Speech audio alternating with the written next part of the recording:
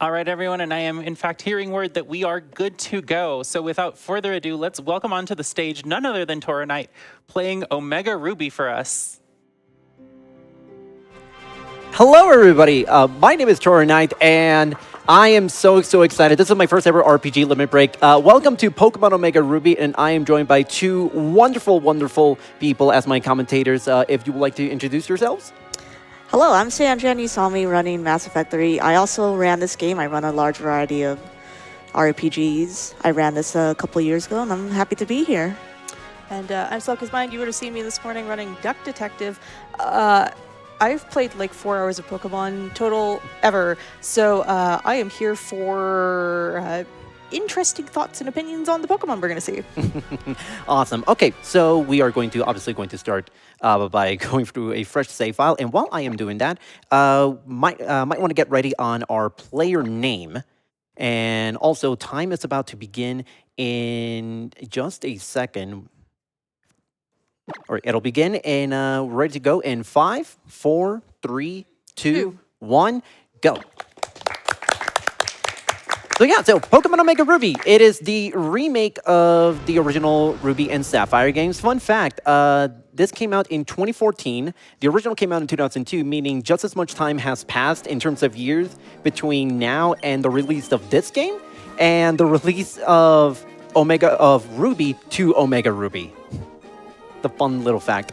So we are just about getting ready to name our character in just a second. So what is the winner? You will be very happy to hear that the winner is none other than our best friend, Steve Wah. Woo! Thank you, everybody who donated for Steve. There's a very interesting backstory. You might think to yourself, wait a minute, do you mean Steve? Is that a typo?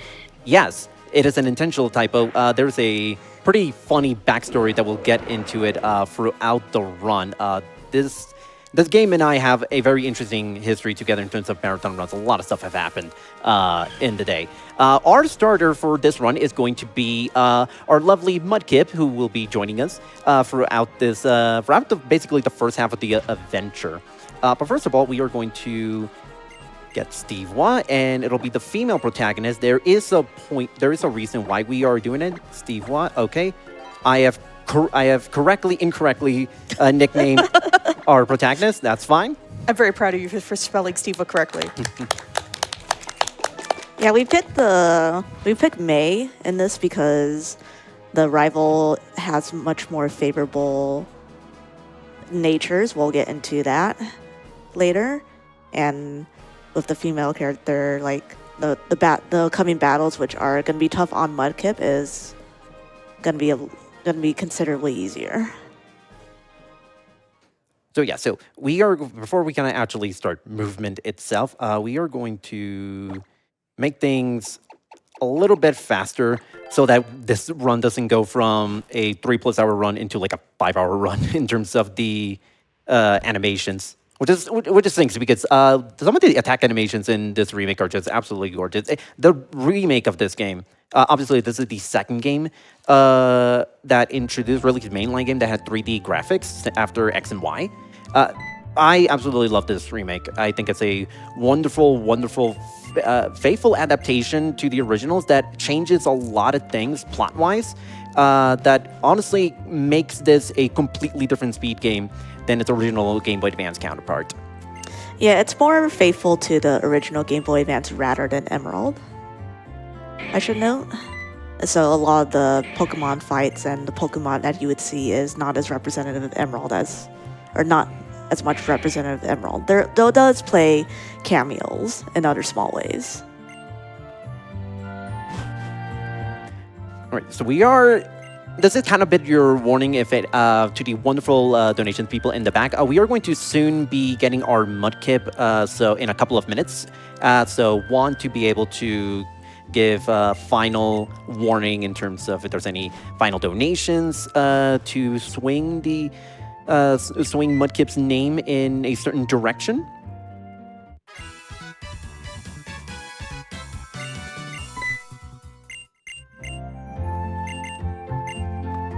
But yeah, the whole plot of this game is essentially We come from, I believe, the Cannon region that we move in from. We were from the Johto region, which is basically Generation 2, and now we move into Hoenn, which introduces quite a lot of new Pokemon in this game. A lot of fan favorites even to this day. By the way, this is our rival Brandon, who finally answered the age-old question. That thing on the top of his head, is that his hair or is that a hat? Finally, we answer it is a hat. I don't know if I'm the only one who thought in the original Game Boy Advance games that the hat was actually his hair and he just had white hair.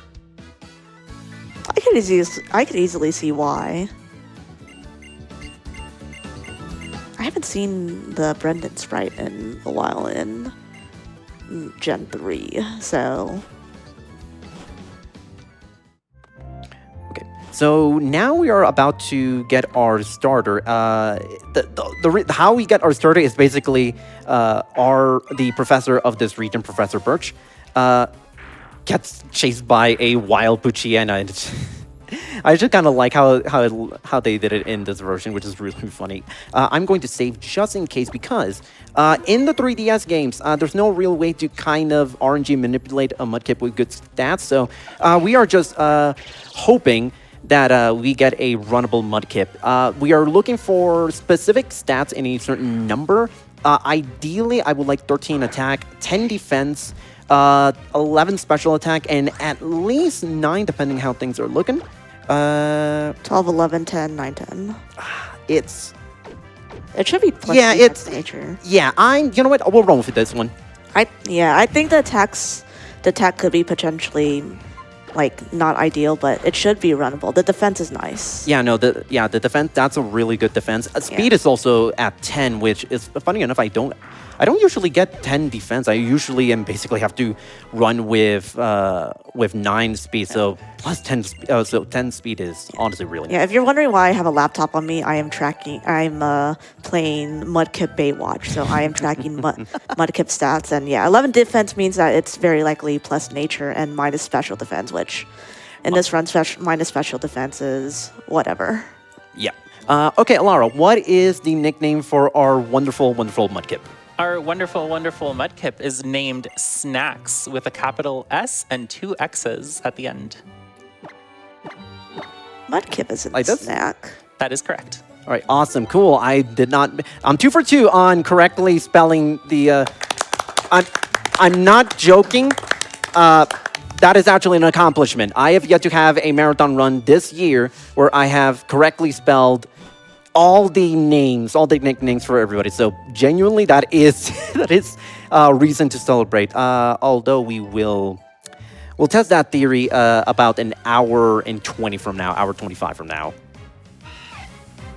Yeah, so one thing to note, the first time you go through here, you'll get a couple random encounters. We are not going to be getting repels for a while, so one of the larger reset points in an average speedrun is how many encounters you get here. Ideally, I know generally here I usually use the D-pad for part of this, and then eventually I start to use the circle pad thingy when I walk through the grass.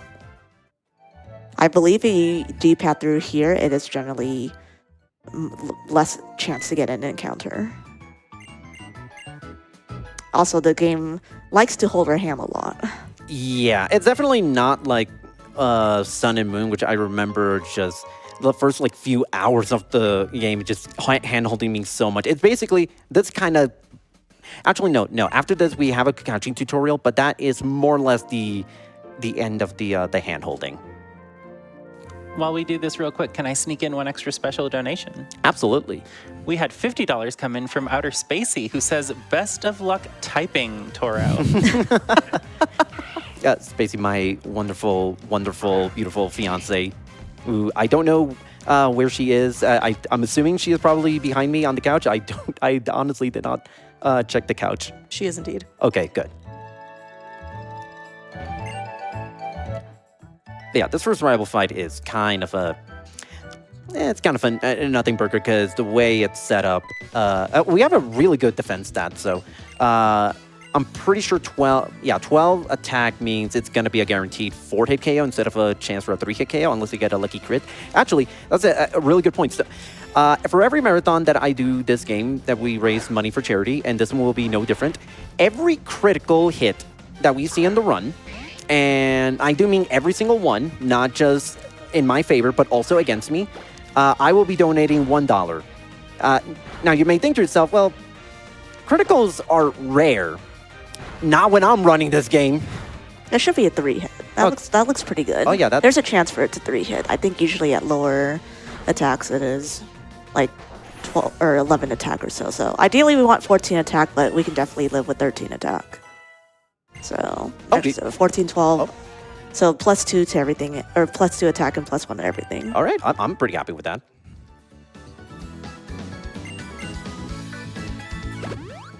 Yeah, the main thing that I want for sure is at the bare minimum 12 speed, because in a little bit, we're going to be encountering our first Team Magma Grunt. Team Magma is the evil antagonist team of this game, and the first Magma Grunt, which just has a lone level 9 Poochyena, you would think that, like, it's no big deal, just one Poochyena.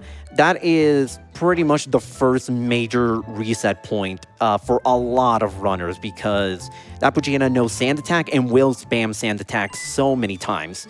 And the major thing is about having 12 speed is it basically lets us go first, which is huge because we do not want to be behind the 8 ball, especially when it starts spamming a Sand Attack from the get-go.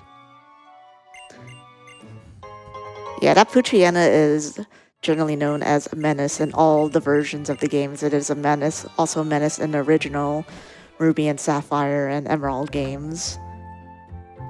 It's not as bad, but ideally, of course, you want to be faster than the Poochyena because once it starts firing off sand attacks, then it can get easily quite sketchy. Ideally, also, we'll be on very big Baywatch for special attack because ideally we want, I think, at least 8 IV special attacks. So, sorry, I didn't explain what IVs are. So each Pokemon has a sort of just individual values that sort of determine how much their stats grow. And they're hidden values that are encoded to the system whenever you get your Mudkip. So when I kind of am tracking here is the stats and the stat growth, and then I have on me a sort of chart here that tells me, oh, this Mudkip possibly has this many IVs. And we're looking for a certain amount of IVs because it's going to make certain fights much easier here. So, I'm going to especially be looking for a +2 in special attack, which tells me that it's going to be a pretty good kip. And there's a very infamous section that happens early on where our favorite trainer is going to be by far the biggest menace. Oh yeah. You would think that in the second gym, the gym leader would be the boss. No, it's not. The midway point of the gym is actually the true boss of the entire run. Yeah, there's an interesting quirk slash glitch that happens with the IVs of those trainers, which we will explain when we get there. And it is actually a real thing where the trainers are actually much, much tougher than the gym leader themselves. 2-1-1. Was that a 2 on the attack or on the HP? 2 on attack. Really? Okay. I think. I'll have to look at the HP value again.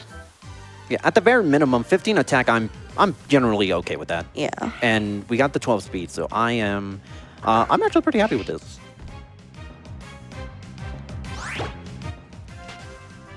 And IVs with Mudkip play a massive role because there's no way to kind of control that. However, once we get Latios and Groudon, IVs still play a massive role, but you'll see why we're not too concerned about them, because legendaries starting in this generation just have half of their stats with perfect IVs no matter what. So that is it's just rolling the dice on which stats are perfect. Yeah, they like to give us free legendaries. I know everyone has their opinions, trademark about it.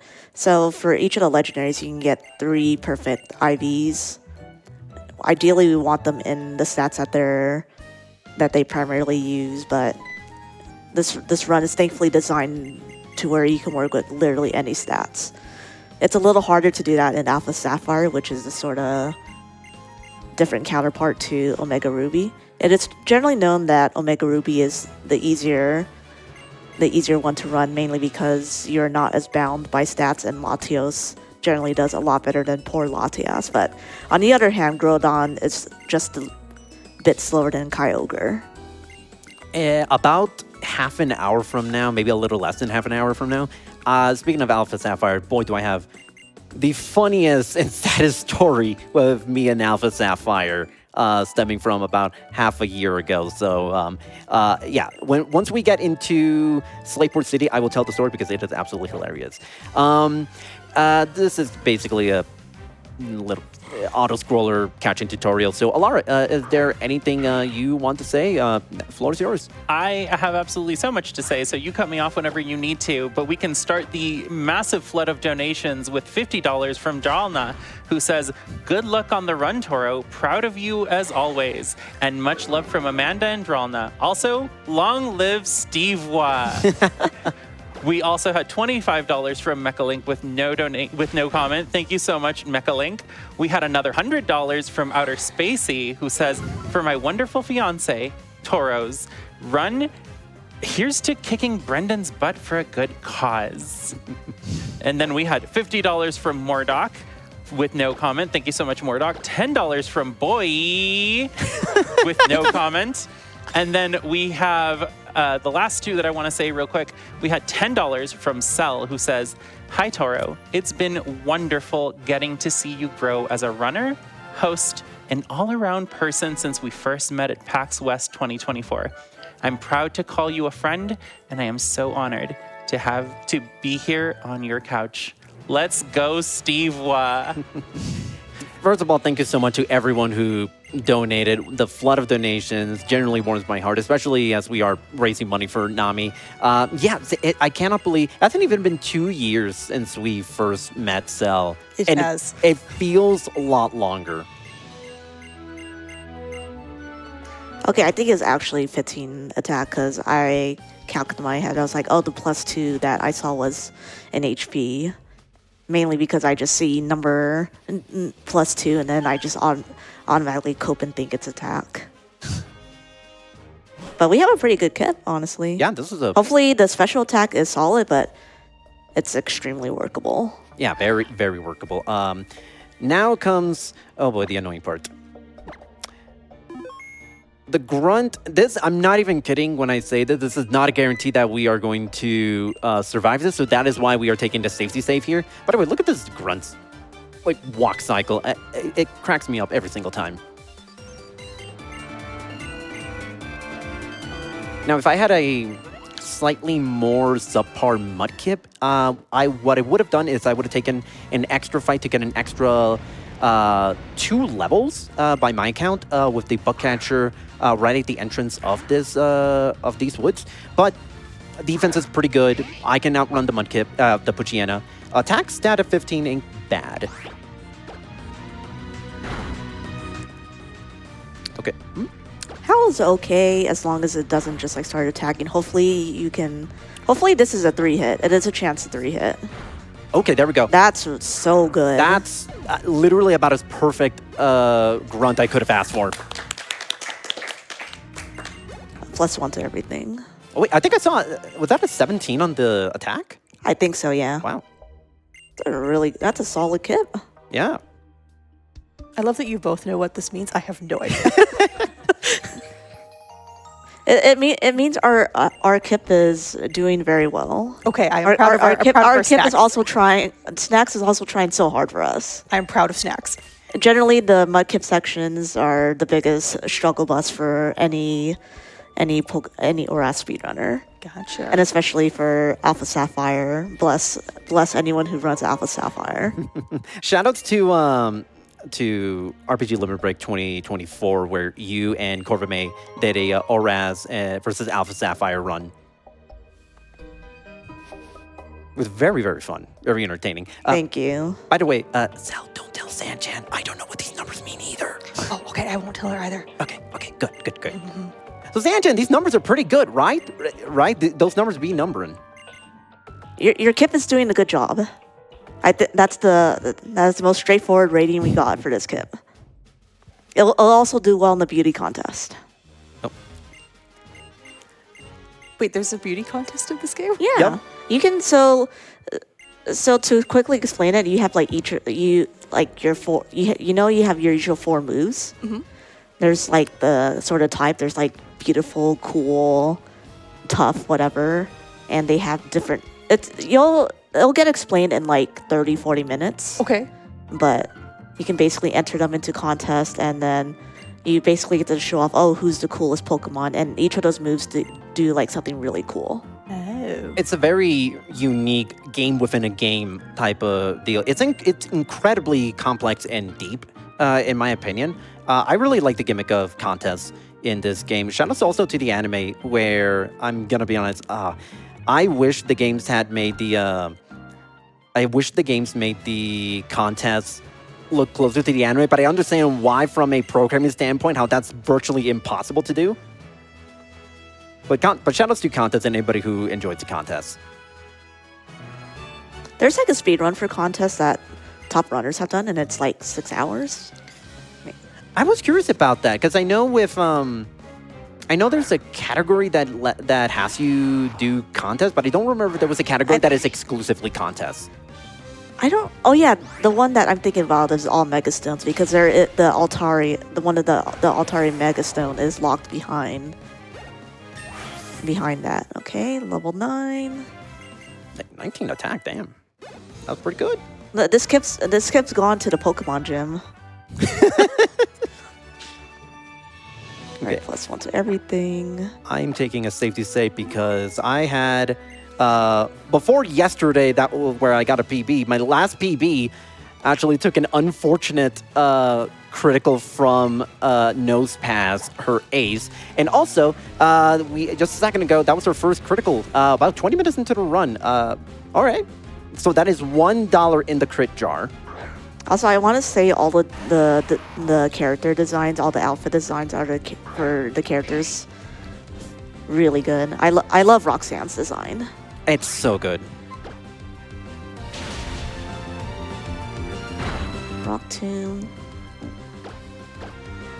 Yeah, so generally it'd be a little sketchy here, but the AI for this gym is generally always programmed to use Rock Tomb to make sure that you're slower than them. Oh, that's really good. Ooh, 17 defense. That's really nice. 17, 16, and I think that was +1 to everything else. Ooh. That should be good. Yeah, that's fine. Yeah.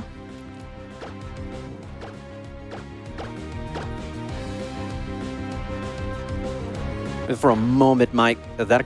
Okay, no, that's not a crit. It should normally deal, I think, 7 damage. Well, that is a crit. That's a nice crit. 2 crits. Shout outs to my last marathon run, which took place of this game, which took place not even a month ago. I am not kidding when I say this. We had 15. That was another critical. Okay. This kid loves to crit. This kid's gone to the Pokemon gym. For sure. I'm not even kidding, and you can check the bot. In the first hour, 5 minutes, hour, 10 minutes, we had 15 crits. Mind you, at base level, a crit is about a little over 6%. I think so, about 6%. It got lowered in later gens. Now this is very, very solid kit so far. Yeah, I'm pretty happy with it. I think this actually is a better mudkip than the one I had yesterday. This kit is guaranteed to 3-hit our favorite gamer. You know who I'm talking about. Yeah. Mm-hmm. Yep. We did mention earlier we grabbed Echoed Voice for a very good reason. It's going to help us for the next gym because they all have very tough Pokemon, and we're just going to be a poor little Mudkip.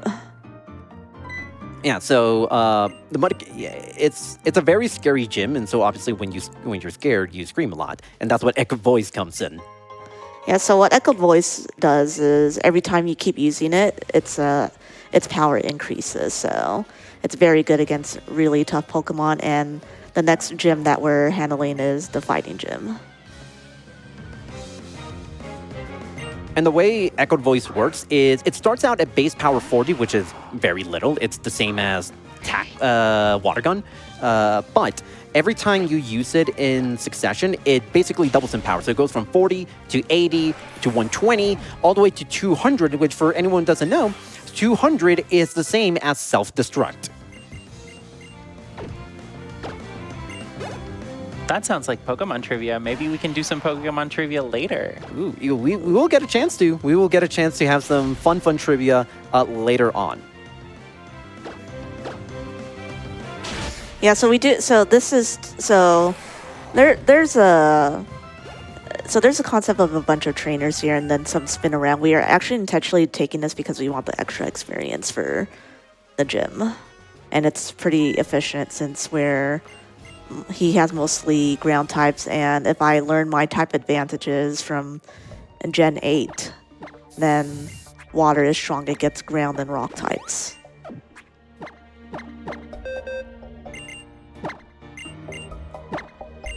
So Toronto is just doing a menu here where we're going to learn Echoed Voice, and then we're also going to learn Rock Tomb. Rock Tomb's going to be a good help for this next fight here coming up. And it's generally just a much stronger move, although it is less accurate. But as in the trend of Pokemon just hit. Yeah. Yeah, it's only 85% accuracy. It means there's only a 15% chance of Rock Tomb hitting. Surely that's not going to happen, right? Right? These aren't XCOM percentages, right? They may be worse than XCOM percentages. Oh no! So, there's a lot of times when I realize I've hit like 1 out of 2,000 sort of probabilities, and I'm just like, oh right, this is Pokemon. Okay, noted. Pokemon percentages are like XCOM. Okay, I'll put this in my learning file. That's 4. Wait till you hear about Fire Emblem percentages. I heard infamous stories about Fire Emblem percentages. Let me put it this way. You might as well treat a 98 hit as a coin flip. Like 98% chance to hit. Put that baby as a 50-50. I'm going to say, looking at these IVs, this is what I would call a top percentage Mudkip. What are the... Okay, I'm actually very curious. What's the... Actually, what nature is it? I don't think it is lax nature, so it's plus defense minus. So one thing so I forgot to also explain about nature. So natures kind of are just like an additional thing with stat growths.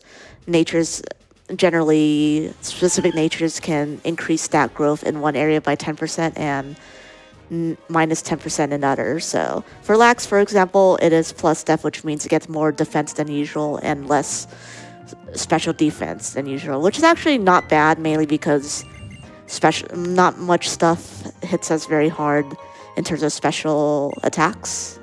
But there's going to be a lot of stuff that can hit us pretty hard defense-wise. So for your reference, this is an 18 attack Mudkip and a 10 to 11 special attack kip and 30 to 31 speed.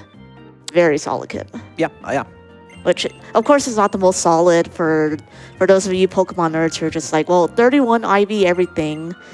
In a speedrun, we'll take top percentage Mudkips like this easily. Right.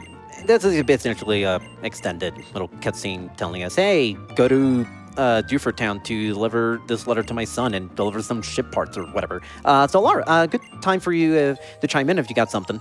I have so much. We still have donations coming in. Thank you so much to everyone sending those in. We had $25 from Chaffee, who says, hi Toro, hi Sel, hi Alara, Stevewa lives on.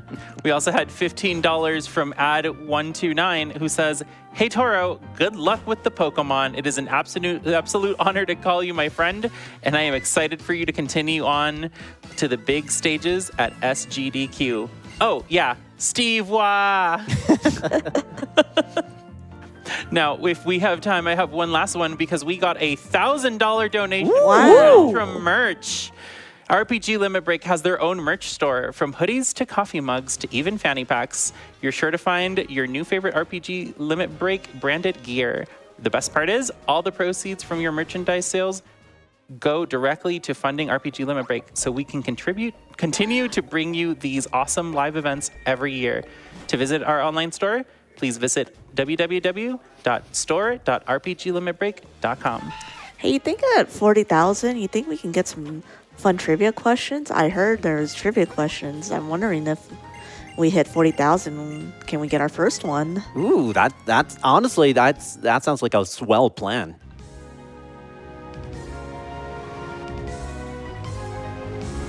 I love this cutscene in the remake. This is the developers flexing on the fact that we now have Pokemon in 3D on the handheld systems.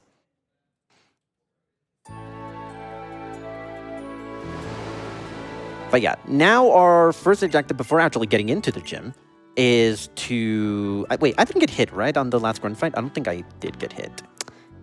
Let's see. I want to say I didn't. I mean, we'll find out actually in a second. You can probably just give the Silk Scarf early in check, honestly. See, I know you're right, but the Silk Scarf. This gym scares me so much. Believe it or not, I'm going to actually take a safety save before every single fight because I am. Oh yeah, Kip is full HP, so that's good. Yeah, that's fine. Yeah. I'm taking this. Should be the one that I'm least worried about.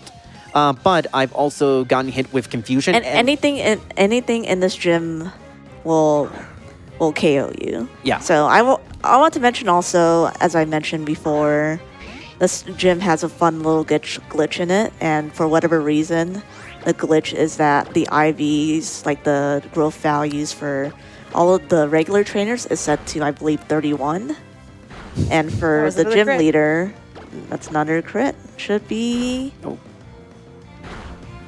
Oh, okay. You could probably heal for safety here. Yeah. So long as I don't get... Okay. It would require a crit for me to... All right, endure. Endure basically means you live with 1 HP, no matter what. But yeah, the gym leader himself is only set to 10 EV, so he's just like average stuff, but the trainers are as if you're battling class level trainers. And also, this is our fan favorite Hideki. So let me explain Hideki a little bit here.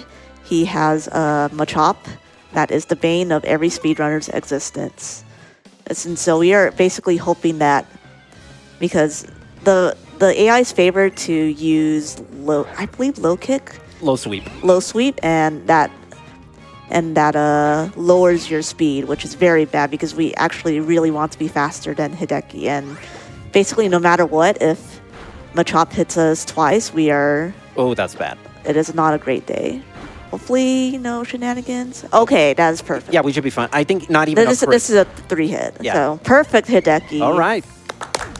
Wow, perfect grunt, perfect Hideki. You know what? We'll take it. We'll take it. We'll take the small victories.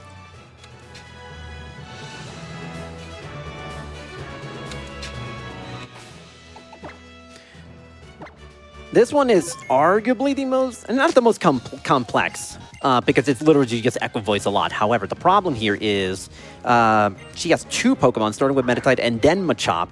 So now we are hoping I don't get confused. Because then that becomes a problem. Fun fact, a couple of days ago while I was in the practice room, on this one specific fight, I got confused. And I failed the confusion check 3 straight times. Yeah, so confusion in this game is a status where it is about a 50% chance for you to hit yourself. It gets lowered in the later gens to, I believe, 25% or so. 27, 22. Okay.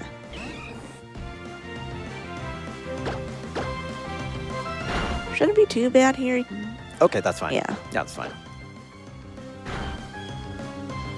I believe this Machop also knows the low sweep, which could have been a problem.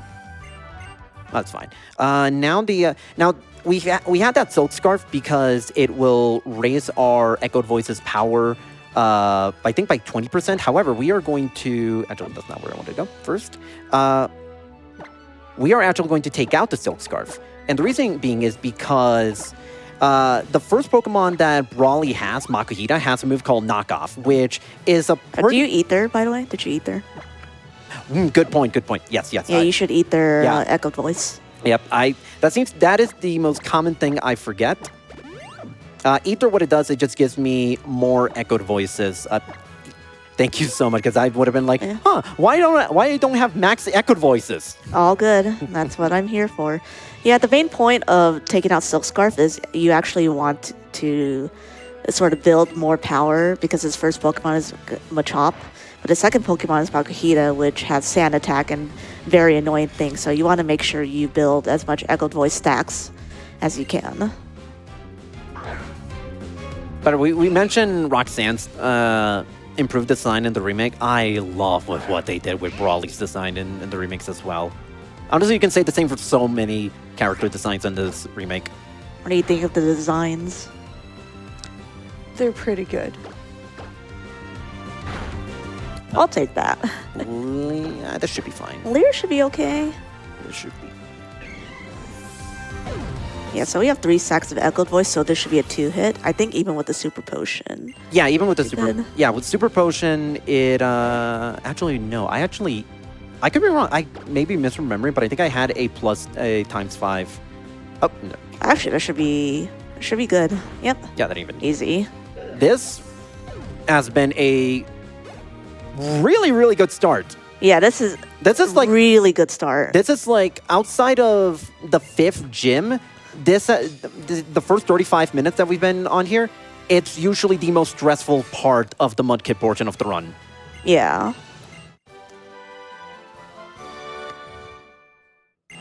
So Yeah, most runs are going to die to Hideki or something in this gym in a certain way. So the fact that you have gone through all of this so far without too much of a hitch is so good. And yeah, even if you think it's really dangerous, or this run in general, there's like a lot of like dangerous things. Thankfully, saving in this game is very quick, unlike with the prior gens, because in Gen 4 had the world's slowest saving. Oh, I'm also remembering how like in Diamond and Pearl, everything is like super slow. So even resetting is like super punishable. Just on the fact that like the animations, the health bar moves at a snail's pace.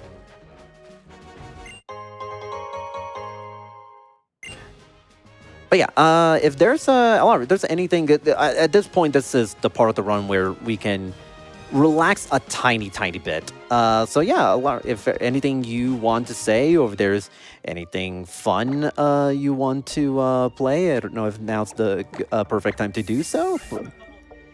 I have a couple of things I want to do. First, I want to thank Tantrum Merch, the exclusive RPG Limit Break provider.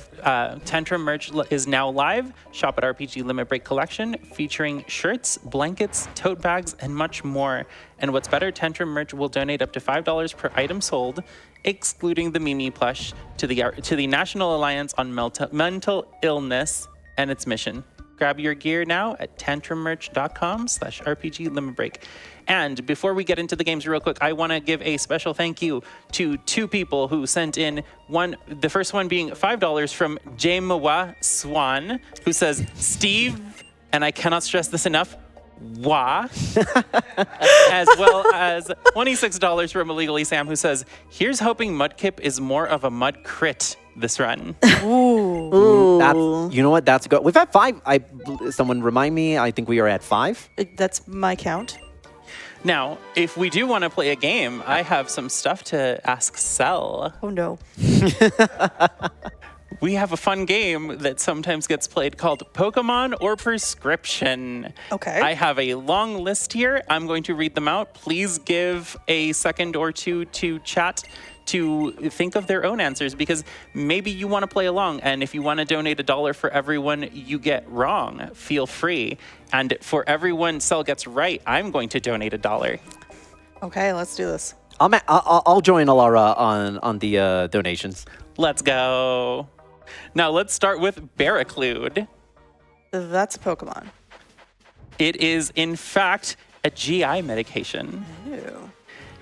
It sounds like Barracuda, like It one of the does. It It sounds does. very close to Barracuda. That was a Pokemon. I legit, when the first syllable had me thinking Pokemon almost as well.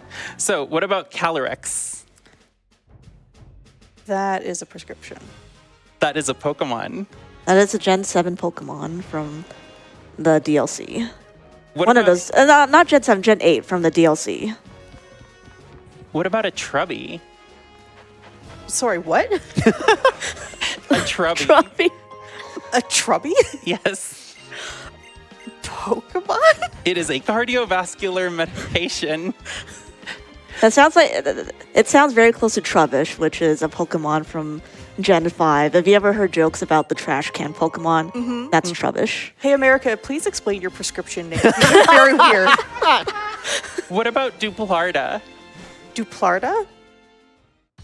I'm going to say prescription. It is, in fact, nothing. There are twist ones. Skyrizzy. Skyrizzy? Alara, are you sure you're not pranking me? I am. Well, I did prank you with the neither answer, but yes, these are actual things. Skyrizzy? What on earth? Prescription. Inflammatory condition, so that's $1 for charity right there. Okay. Technically, too, because I'm matching. That's true. Do we have time to keep going? Absolutely. LGM. Elgium? That's a prescription. It's a Pokemon. It is the Psychic type Pokemon, I believe, from Gen 5. Gen 5. What about Vibrava? The what now? Vibrava. Vibrava. Ooh.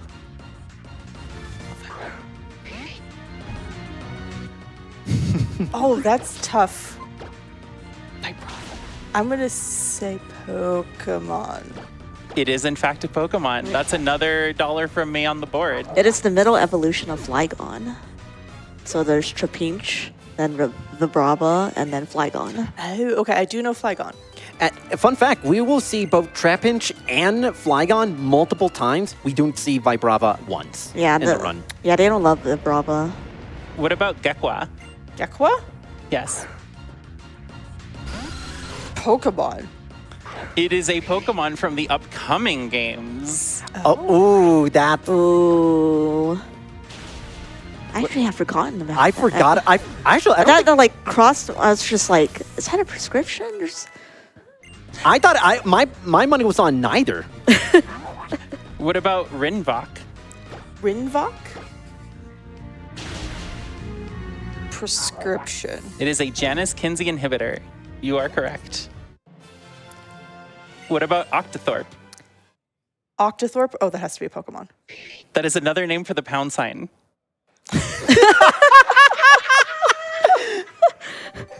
I learned something new. Uh huh. Hey, chat, this is an educational stream now. I hope you're learning things. What do you mean now? It's always been that. Yeah, Pokemon itself is educational. It is. True. What about Relor? Relor? Yes, Pokemon. you are correct. So that's 5 right now, I think? And then let's go with Bimzox.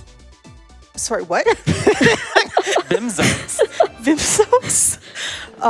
Prescription. Yes, it is in fact a prescription. You are correct. So that's $5 from me. Chat, I want to hear how you did. Send in those donations. Yeah, well, obviously I'm cheating because I know most of these. I will say the Gekwa did trick me up a little bit. Also, I thought I got 6, Alara. Wait, what? I'm pretty sure I got 6. That's fine. I'll donate 6. Yeah, I'll go with, I'll also match that. So I am at 11 right now. By the way, fun little story about this specific point in the game.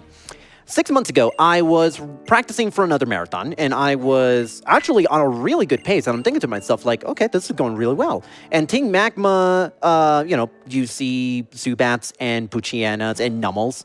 Nummels, obviously, Team Magma, Fire-type Pokemon. make that that connection, no problem. Then I see the grunt start out with Carvana, which is a water type Pokemon, and that's when I realize I'm playing the wrong game. And that's when I also realize, Oh no. every time you start up a run of this game, you have to hard delete your save file. That I was playing Alpha Sapphire for those 40 plus minutes, and that was my childhood. I say childhood, I was in college back then. Copy of Alpha Sapphire. So hundreds and hundreds of hours spent on that copy, gone forever. No. Oh. So anyway, we're shopping. Yeah, we do a lot of heavy shopping here. You also notice Toronite grabbed a whole bunch of stuff here. This is one of the big places where we can start getting lots of items here. So we also can. This is also the first area where we can buy X items, which are also very busted. And to recap what happened in the last 10 minutes ago, our cute little Mudkip has now evolved into a stronger Marshtomp. So the reason why Mudkip is very good because its evolutions have an extremely good typing to be able to handle this, because Marshtomp is a dual ground and water type, and ground types, and this is going to be extremely good for the third gym coming up, because the third gym uses electric type attacks. And if Hop from Gen 8 has taught me about type matchups again, then electric type attacks cannot hit ground types. And that makes Marshtomp very good. And also, this is the contest girl, Lycia. So she teaches you how to do contests. Oh, she has the big fluffy cloud bird. Yes. I like fluffy cloud bird. It's very good. I'm so glad that this is the one quality of life change they did with the remakes in terms of contests, that you can start your contest journey right now, whereas in the original Ruby and Sapphire, you have to wait until Lilycoat City, which is almost the end game, to start your contest journey. I believe that's how it... No, I was wrong. No, you start in Verdant Turf. Still, you pass by this contest hall and you can't do anything. You have to go about 3 towns over before you actually have the ability to do contest stuff, if I remember correctly.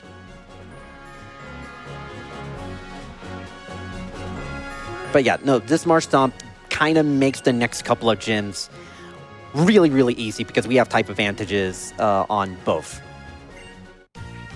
Also, Cell, what are your thoughts on these next 2 Pokemon? I personally love them. They are this generation's Pikachu clones.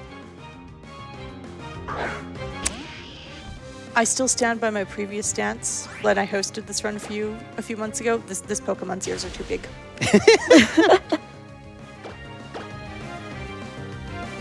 Oh, wow. Okay, first miss of the run. That's fine. You know what? If I were to have one miss... Okay, that's another great. That's 6.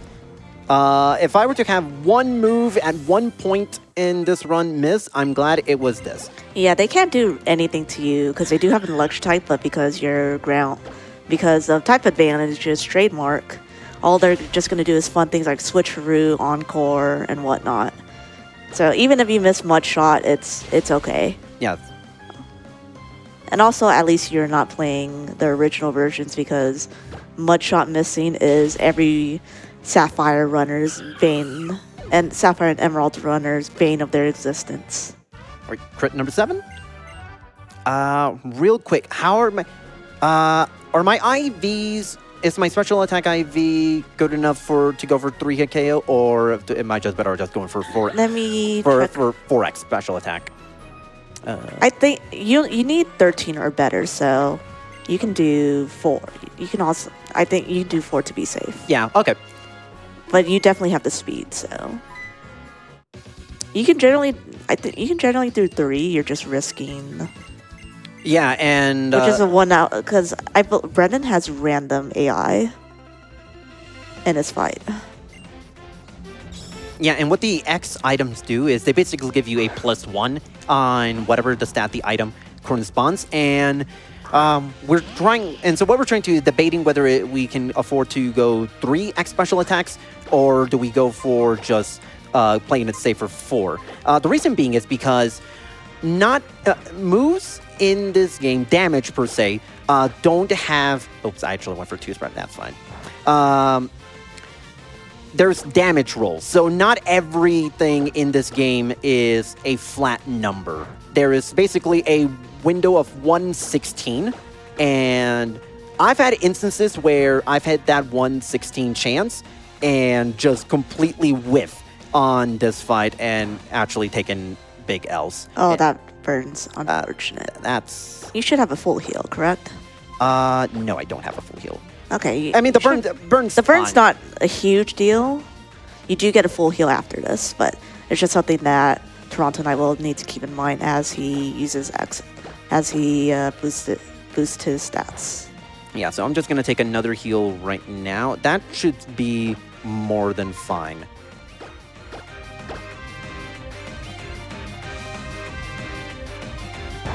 And so from here, we can pretty much echoed voice our way to victory. And we are guaranteed also to be faster than Grovile. Slugma's very cute. I want one as a pet. Slugma is literally just lava. That's It's okay. I'll take some pet lava. Yeah, why not? Oh, why not? It's okay. Pokemon magically can make, like, even Slugma, just like their lava not hot enough to entirely burn you. It'll be okay. That'll be great. It'll melt all the snow for me on my driveway up in Canada.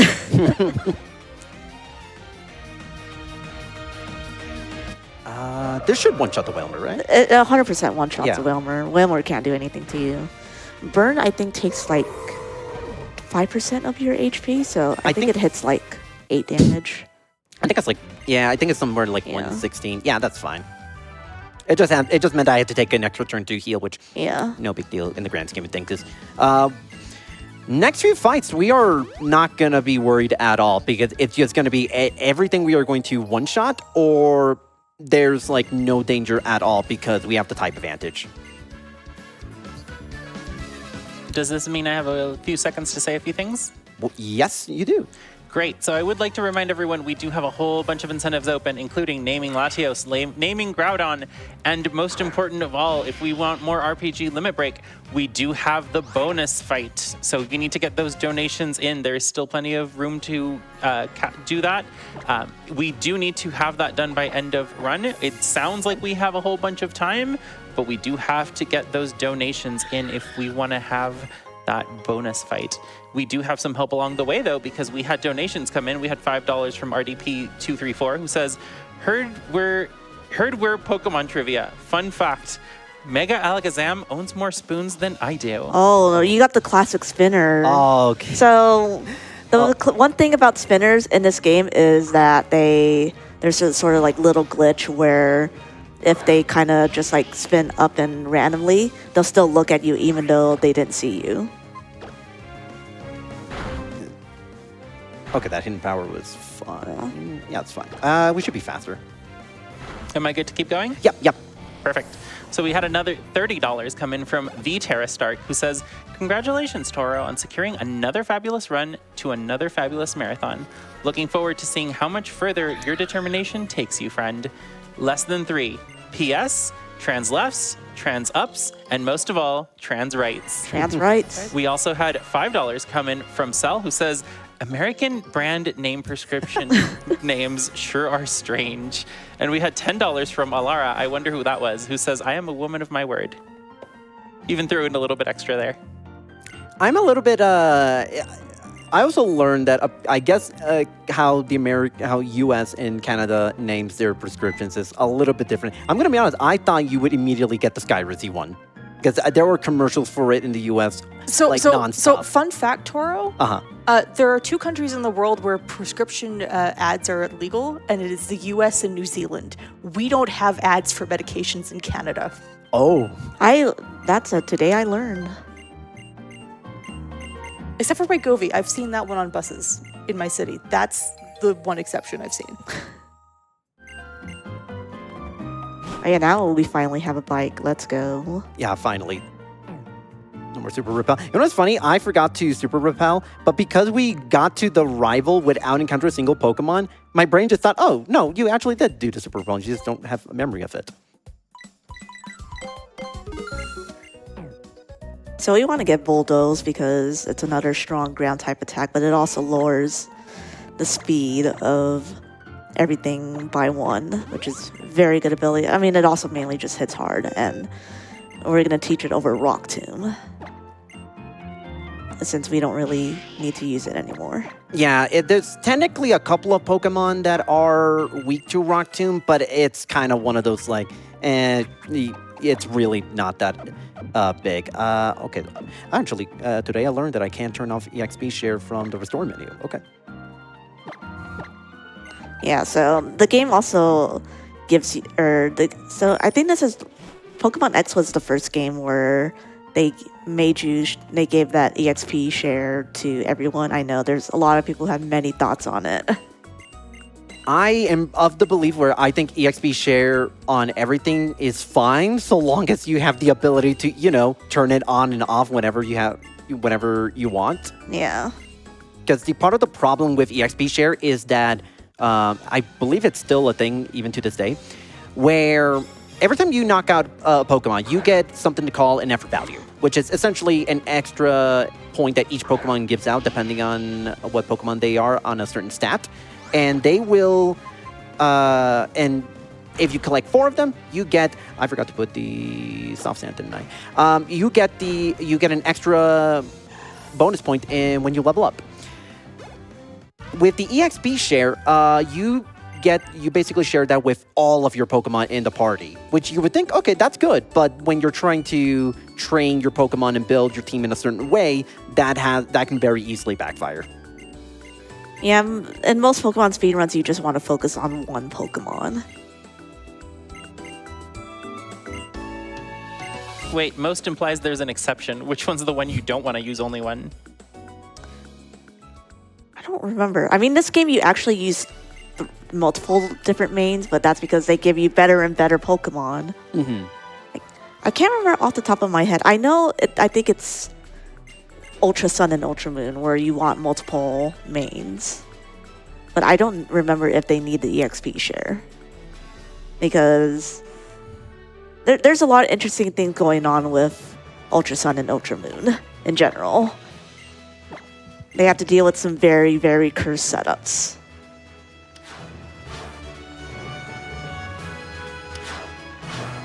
By the way, you're Alara. Actually, this gym is kind of a cakewalk.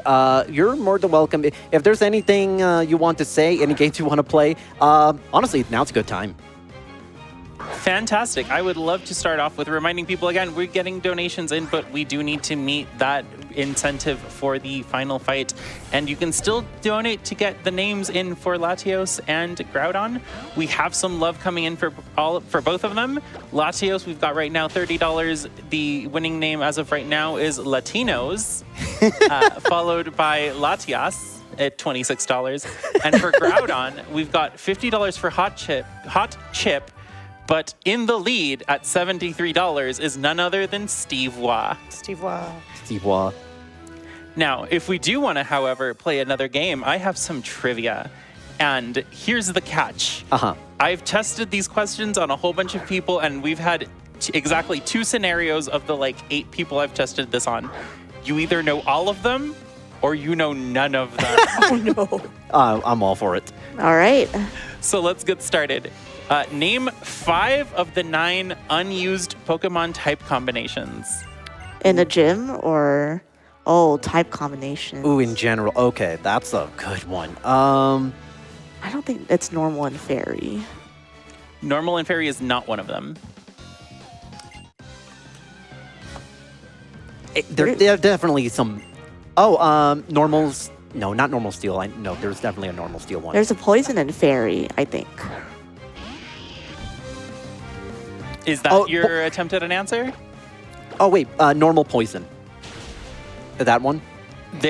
Normal poison is not on my list. Wow. So it is a used combination. If someone in chat wants to donate to tell me which one it is, feel free. Yeah, I'm going to say chat's probably going to be a lot smarter than I am on that point, on that part. Okay, so the 9 unused combinations, according to my list and research and helpers, was normal ice, normal bug, normal rock, normal steel, fire fairy, ice poison, ground fairy, bug dragon, and rock ghost. There's no... there's a rock normal? There rock is? normal Huh. is on my list of the ones we don't have. Oh, yeah. Normal, and there's a lot of type combinations that aren't as used with normal because I don't know how you would make a Pokemon out of like normal rock. Yeah, I'm trying to think. I don't know, probably an Ultra Beast or something. Now, if we want another question, this one's a little bit of a complicated one. What 2 Pokemon have a Gigantamax form but are not from either Gen 1 or Gen 8? Neither Gen 1 nor Gen 8. It's not Pikachu. I feel like it has to be, a starter, right? It's not Charizard or... I honestly... It's been a while since I've done Gen 8 stuff. I'm almost certain there's a Gen 5 Pokemon somewhere in there. Someone in chat already got it. Of course. Chat's smarter than us. So the 2 answers were Melmetal and Garbotar. Melmetal's Gen... Oh, Garbodor. oh. Yeah, because Elena used them. I didn't know Melmetal had a G-Max form. I didn't know Melmetal was not considered... I thought Melmetal was Gen 8. It is technically Gen 8. Or just... You can debate illegally Sam, who is right behind you and is the one who told me this question.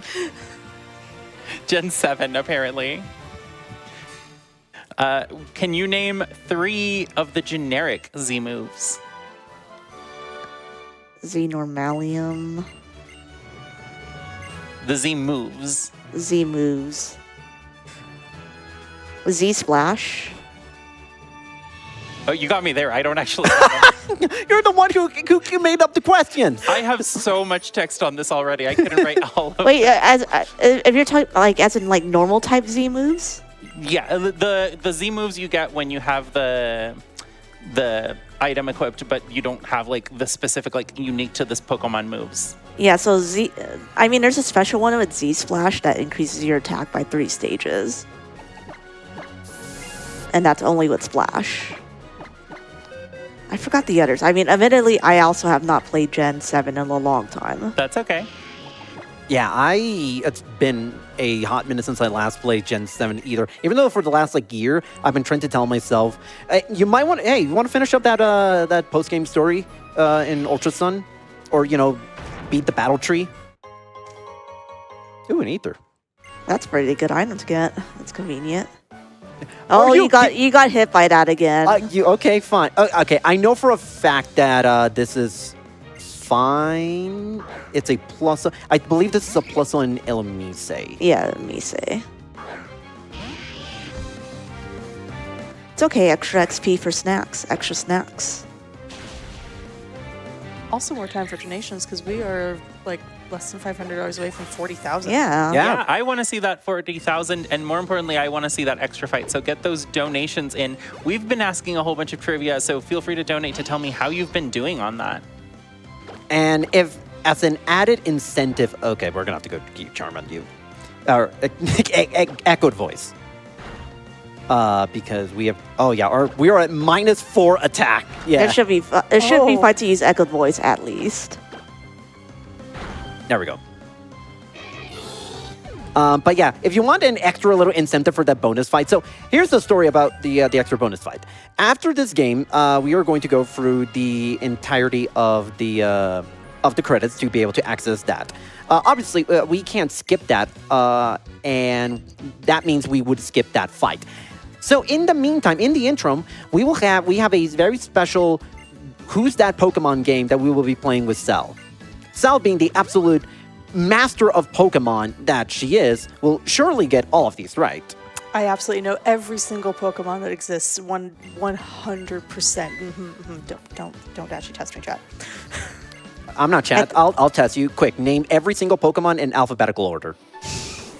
See, I think we should give Alara that time to read messages instead. I do, in fact, have messages to read. For example, we had $30 come in from Stump, who says, "From behind the couch, good luck, Toronite, on both the run and the trivia." Yeah, so far I am. That trivia is actually pretty.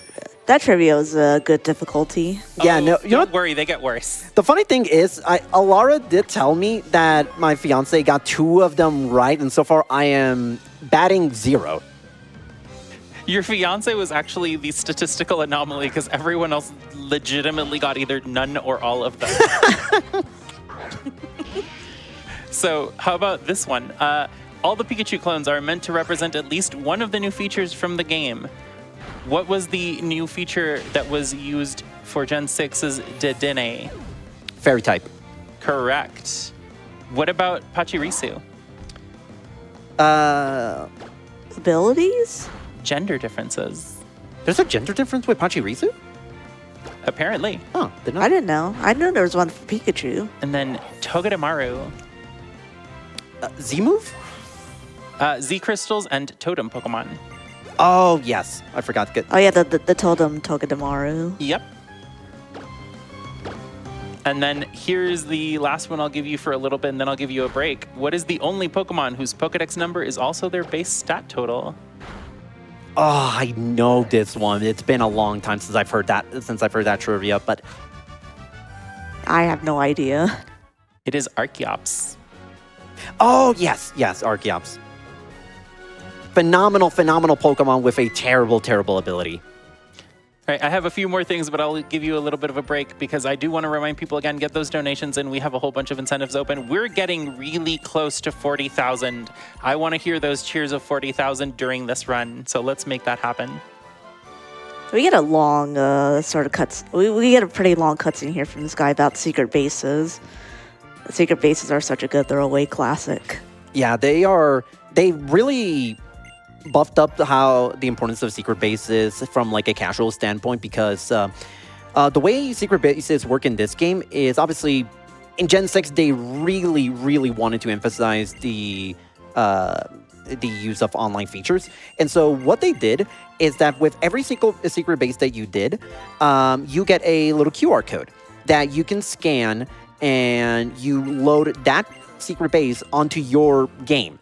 So what a lot of people would do as sort of like a cool little thing to help out casual players, they would make secret bases, and you can battle the trainer in those secret bases. Those secret bases, trainers would typically have a team of 3 level 100 Blissies, and you just get 20 million billion experience points in those, and those Blissies do nothing. So it's always really cool. I used to EXP farm night and day just doing that. I did not know you can download ones and get a bunch of Blissies. Today I learned.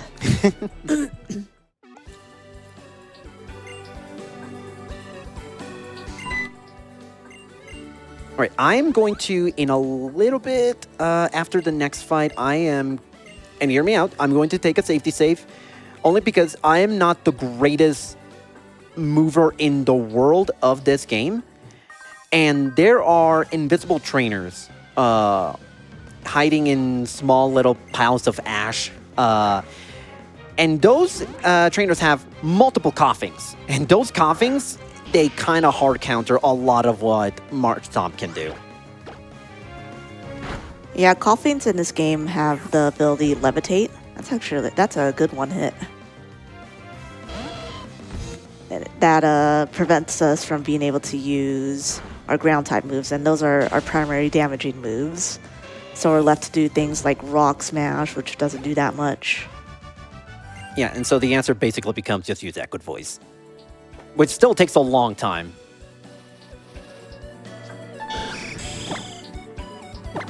It's only because I don't trust myself. Is it snowing? Nope, that is ash. That is ash falling down. Oh. Like volcanic ash. I mean, I didn't think it was Ash Ketchum falling down. That was... That'd be something. I don't remember that episode from the anime. Must be one of the ones that were not localized in the US. Probably, yes. But yeah, coming up right now is there really is the main big fight coming up. Really, it's our first double battle, and there's a little bit of luck based into it because we are going up against a Mighty Anna and a Coughing starting out. That Coughing is going to start out with self-destruct. And we are hoping, and I've had instances where that Coughing, I'm not even kidding, would crit me. And the Mighty Anna would also lock in on my Marshtomp, and I would also get crit. So that's one of those cases where hardly, it's rare for that fight to go really, really poorly. But there's been instances where if you run this game long enough, you are going to have some funky moments with that fight. So that's another instance where I'm going to be taking in a safe. Actually, I'm at 49 health. It should be okay. I mean, if you get swaggered, Yeah, you probably heal through it. And honestly, there's instances, since you also got extra XP, where you can fight and you can have your Pokemon faint and let Brendan take care of the rest of it, and it should be okay. Of course, that's not ideal, but Yeah, Brendan, you are doing the fight with Brendan, and he has good Pokemon. Whether or not he uses those Pokemon to their full capabilities, that's a completely different story. He starts out with, I forget what he starts out. Oh, wait. I think he starts out with a Slugma? yeah, he starts with a Slugma, but actually the secret is you just use Bulldoze to take care of Slugma, Yeah. so that you can get Grovyle out and or Wailord, I don't know, one of those out, and It's Grovyle and then Wailord. yeah. Oops. I always keep forgetting to hit yes on you. There we go. And the Mighty Anna also has a decent chance to swagger you, which isn't ideal, but generally you don't heal, but generally you attempt to fight through the confusion.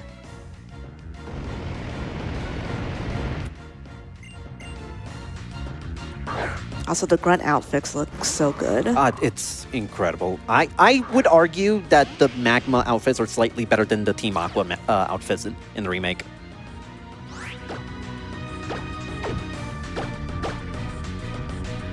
Okay. Oh, wait. Yeah, you got there and hit Bulldoze. Yeah, that is technically the best case scenario. Come on, crit on the Mighty Anna. You should survive self-destruct. Oh, yeah. My worry was like a crit snarl, which the move itself is fine. It just lowers my... I'm going to... Grovyle, you better lock in. Please, lock in. Can I take a quick moment to remind folks why we're here? Absolutely. Great. RPG Limit Break 2026 is coming to you live from Denver, Colorado. We are raising money for NAMI, or the National Alliance on Mental Illness. NAMI was formed in 1979 as a grassroots advocacy organization by a group of parents whose children suffered with serious mental illness, and they have maintained that focus to this day. Congrats on using Fury Cutter again, not knowing your type matchups, Brendan. I didn't even know Grovyle had Fury Cutter. What are you... Brendan, okay. This is why you lost to one Pokemon despite having a quad type advantage earlier. Also, it not only does Brandon sometimes use Fury Cutter on Numel, which is a terrible move, it uses sometimes Pursuit on Mighty Anna. Dark type moves on Dark type Pokemon does nothing. Like, practically nothing.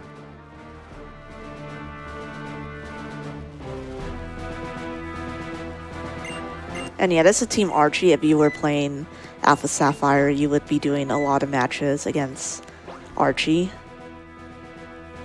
But since this is Omega Ruby, Team Aqua is the sort of just like the enemy of my enemy is my friends type of vibe. Yeah, pretty much. By the way, I love the whole pirate vibe they gave Archie in this one.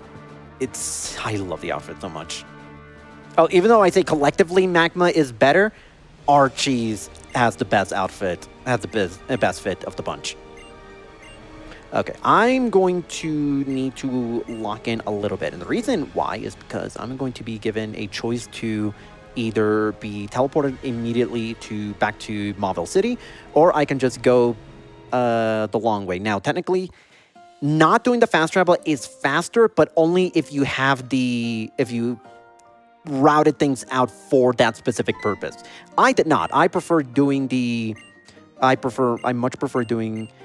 fast travel because it lets me do shopping again and get an extra X defense, which will be very important in about like 30 minutes from now. Yeah, theoretically, the going back is also fast. It's technically faster if you don't get an encounter from the rock. I personally also take it because I am very bad at navigating backwards. No matter how much May has tried to tell me about it, I cannot emotionally do it for some reason, and I just accept the consequences of my actions. All right, back to shopping. We also got a couple of really nice items. We got a nugget and a comet shard, which give us a lot of money.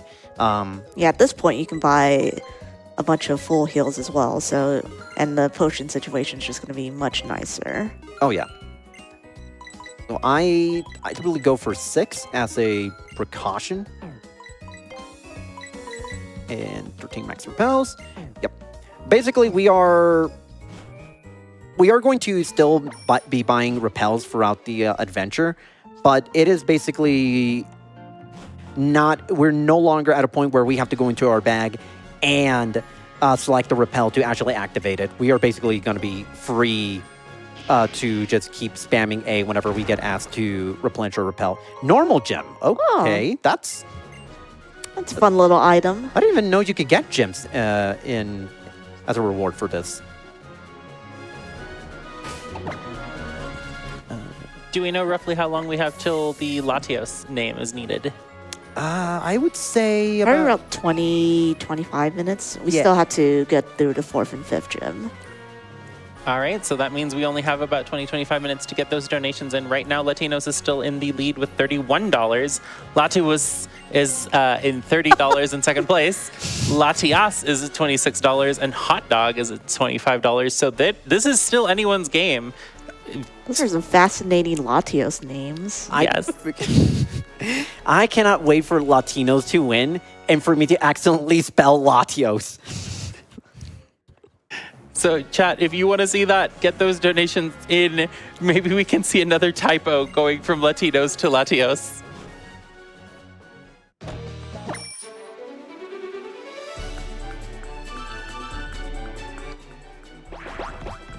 Feels so weird. This is supposed to have some like really intense music playing right now, and I'm just getting the bike. Do you teach strength here?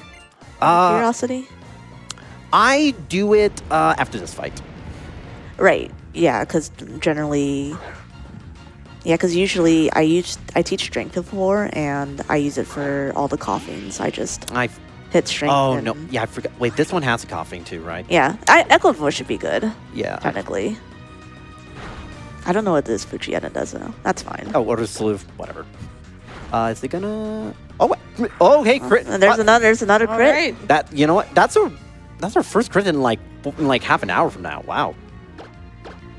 That's now 7 by my count. 8. 8. Okay. See, I have a note. I'm making track of it. Thank you. That's okay. That was okay. Listen, it's another $1 for charity, but I would have loved that crit on last turn. I'm just saying. Was that a 9th crit? Yes. Okay.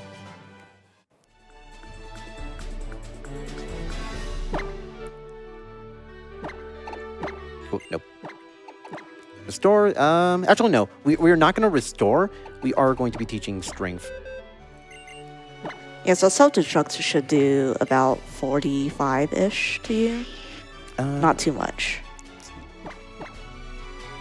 So the next coughing coming up, ideally, you don't have any good tools to handle it, so you're just going to hope it uses self-destruct quickly so that you can be rid of it. And generally, it'll try to use self-destruct when you're at lower HP. Yeah, that's why we don't try to be at full health for this one to kind of really bait out the self-destruct. Shoutouts to the one time on stream where I confidently said, not even a critical is going to knock out this Marsh Stomp. And it did. It critted and left me with 1 HP.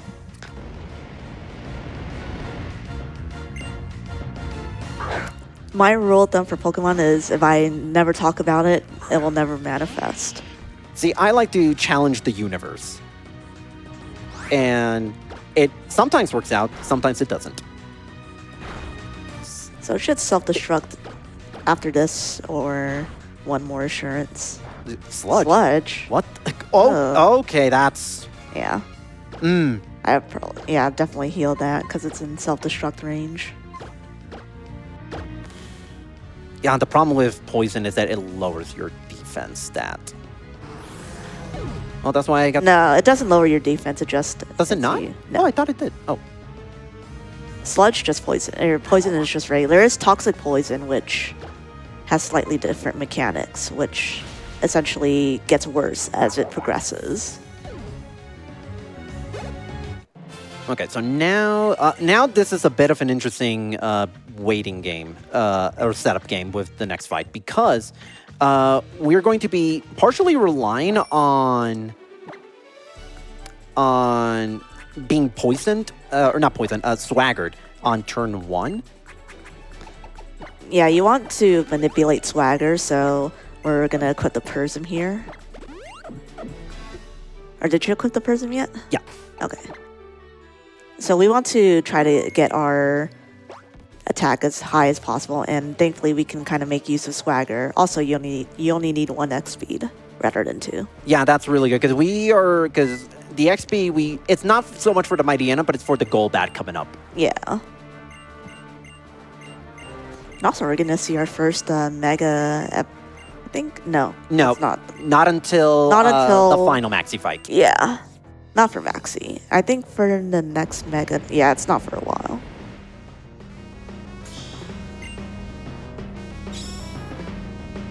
Good music though. I love it. This game has so much banger music. And the new music with the new content is among my absolute favorites in the entire franchise. Assurance, okay, that's... And yeah, you want +5 attack here. So we are... Okay, that's Swagger? So that's 2. Yes. And then hopefully Swagger again. Okay. That's +5, and then you just need to full heal it, and you're good to go. No, yeah, full. I don't know why I thought you said full restore. My brain is... No, oh, is that a... No, it's not a crit, okay.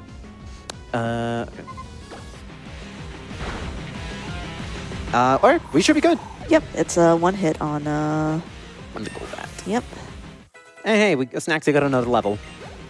I'm really proud of Snacks here. Snacks is doing you such justice. Snacks has made me look like a more competent runner.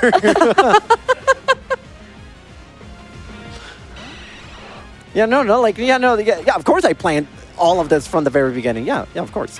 Of course I planned having really, really good defense and a double-digit His speed. defeat animation is so funny. He's like, what? And he's just, Like, drops that his was very good. glasses. just composing was like, yeah, no, okay, that's fine. You know what, honestly, I feel that. I feel that. Like, whenever I make a mistake, I have a meaty freak out for 0.5 seconds until I'm like, adjust my glasses. We're good. Is this a good moment to chime in? Yep. Great, because we had $5 come in from Jamo Swan, who says, might I propose Watios? Watios? What? Watios? What? Again, folks, we're closing in on that incentive for naming Latios. Get those donations in while you still can. Watios, Latinos, Lativos, Latias. We've got so many good options, and it really can change pretty quickly. They're neck and neck.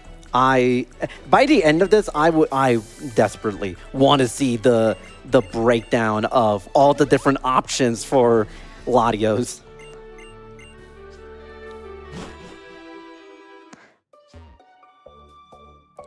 But yeah, actually, now's not a bad time to play another game, or if you prefer something else, Alara, because this is another case of the gym is kind of a cakewalk because The gym is a fire type gym. All Shoutouts right. to Flannery. So I'm going to, real quick, start with saying we got $30 in from Dragonista, who says lizard, less than 3. Now, the next couple of ones are pretty rough. This is probably the hardest one in this whole set. Oh boy. You can thank your dearest friend, Illegally Sam, for this lovely, lovely question that is very easy. Why am I not surprised? What is the least used Pokemon in Pokemon Champions Doubles Ranked? I play singles ranked.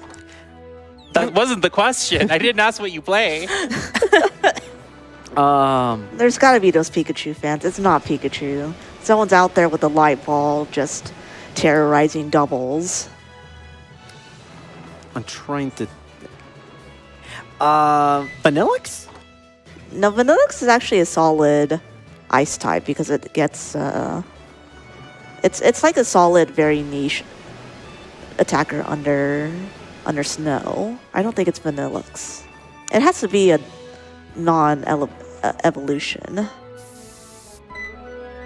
Well, chat, you need to get those donations, and if you want Yeah, chat, help us get the out. answer, let me know when you want the answer and you're done brainstorming, because I will give you time on this one. This is, in fact, very rough. Yeah, this is... I don't even know the entire roster of Pokemon in Champions. Or we'll give chat a chance to throw some donations in and let us know what they think. All right, while we do that, I'm going to skip ahead to the next question, which is a little bit easier. I think you might be able to get this one. How do you evolve Tyrogue into Hitmonchan? Higher defense than attack on level 20. There you go. That is, in fact, correct. Now, let's go to another really, really hard one. Sure. What is the last normal type move in alphabetical order up to Gen 3? And wait, repeat that again? Alphabetically until Gen 3. What is alphabetically the last normal type move? There's nothing in Z, nothing in Y, right? Now I have to... Okay, I'm actually doing the alphabet in my head to remember what letter came before I think Y. my alphabet only takes me to L for Leer. And then T for tackle.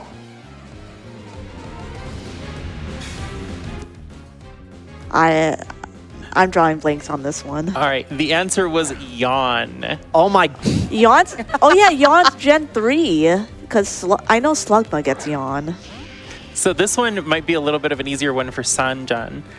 Which of these Pokemon is not in Sapphire? The Lotad line, Sableye, Lunatoad, or the C-Dot line?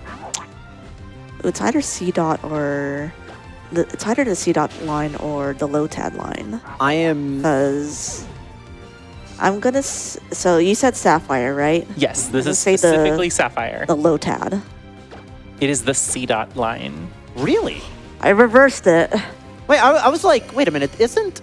Oh, and also I forgot one important thing for this fight that I always forget. That's... Rock Smash. Yeah. Yeah. That shouldn't be too bad. Overheat's not bad. Yeah. Please. Oh, okay, that's a problem. Well, you should be able to that be out. fine with Mudshot, right? No, it heals. It's gonna do like 45%. Okay, this is gonna... What are the odds you can just... Body slam. Oh, okay. Okay, cool. That should be okay. Yeah, we're fine. 2 HP and a dream. 2 HP. 3 HP in a dream. See, here's the thing. There is one... I forgot to do one specific thing in this fight that I constantly forget. No matter what, I constantly forget to do so. Equip the soft sand after... Oh, that's why. Yeah. I see. That's, okay, well, now I'm gonna have to do that anyway. Because the Yeah, you definitely need... You 100% need the soft sand for the next gym, which is... You know, now. unironically, one of the most hardest gyms. Thankfully, we have pretty good stats on our Kip. Mm-hmm. And thankfully, our Kip will go in. And I'm not sure, but for the gym leader, you should only need 1 X defense because our Kip is pretty tanky. I'm gonna go for 2 on just in case. Yeah, that's fair. For safety. And because I'm scared. I'm also going to... There we go. I'm intentionally menuing like really slow so that I don't accidentally hit the B button and force A. I don't even know how long it would take me to backtrack to this place if I accidentally hit no. Well, if it helps your bravery, we did get $5 in from a generous anonymous donor who says, I am here for the chaos and incentives. Oh, we got a lot of both. That's for sure. We do have a lot of both. And again, a reminder, we're closing in on that Latios, and I really want to see that bonus fight. We have so much fun stuff planned as well for that bonus fight. I want to see who's that Pokemon, honestly. It's a double incentive because we get the who's that Pokemon and we get the bonus fight. And not to pat myself on the back, I'm really proud of some of these who's that Pokemon. I'm just saying.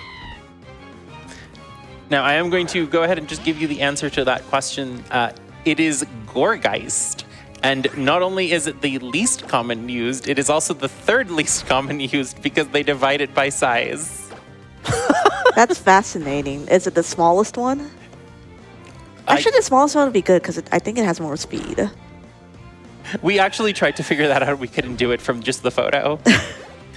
I didn't even know Gourgeist was even in this game. I never see it in singles. I don't think Gourgeist is used just because its pool distribution is not very good. Even I don't know if Trevenant's in there, but even Trevenant would be more used because at least it's a good solid physical attacker. Yeah, Hornleech is a pretty solid move. Great. Thankfully, I did not get hit once in that fight, so that saves a little Each of these trainers in Norman's gym have a little gimmick. So the first one was sort of, I forgot what the... X accuracy. Yeah, X accuracy, and this one is going to be using X... Actually, I don't remember. Don't remember. I think it's X... I want to say X speed? Yeah, X speed / heals or some sort. I know it uses covet. Oh, no, it doesn't. Oh, It can use covet. Yeah. Yeah, I'm happy. Okay. Okay! That's rude. Okay! What do you mean? So that's 2 crits. Oh, that takes us to 11 then. Okay. You gotta be kidding me. 3? Oh, okay, at least it hit 3 times. Someone do the math on 3 critical hits in 8 hits. Someone please do the math on that one. I would love to know. I've never seen that ever. Oh. Yeah, it's been a while since I've seen 3. It's in a row, right? 2 of them were in a row. Pokemon is a game of all time. It certainly is. That was... Thankfully, this is the least scary of the 3, because it's basically just bulldoze twice and you're good. While we heal up, hey, Sal. Oh. What is Perlicue? What is Perlicue? Yes.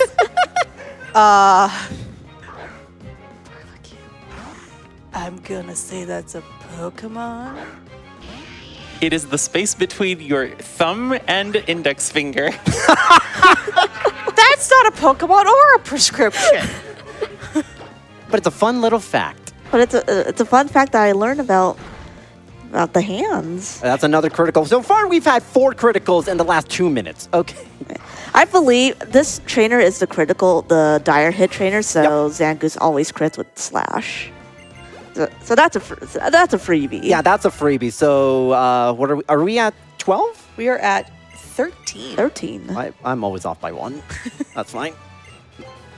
Hey, chat, you can donate and play along with us for the crits. Also, I'm getting word that the answer to your previous question is 0.99%. Okay. Sure. Why not? All right, so we're up to Norman here. He is probably the most toughest trainer for Mudkip because you have to survive a lot of hits and he has an army of Slackings pretty much. And those Slackings deal a lot of damage and have very high stats, but the sort of thing that we can use to take advantage of is its ability is turret, which means that it will only act every other turn. So we're going to be taking advantage of that by essentially using a lot of X items to boost a lot of our things. My speed is good enough for only 1 X speed, right? Yes, that's correct. Okay, that's great. So you just need the 2 X defense, the X speed, and 4 X attacks. Yeah. And it's imperative that we start out with the X defense because Yes. that thing is going to... Okay, Yawn's not bad. that's fine with me. Yeah, the thing with slacking is that, sure, it can only attack every other move, but in a casual play through of this game, it's kind of whatever because its stats, if you look up its stats, it's literally matching that of legendary Pokemon.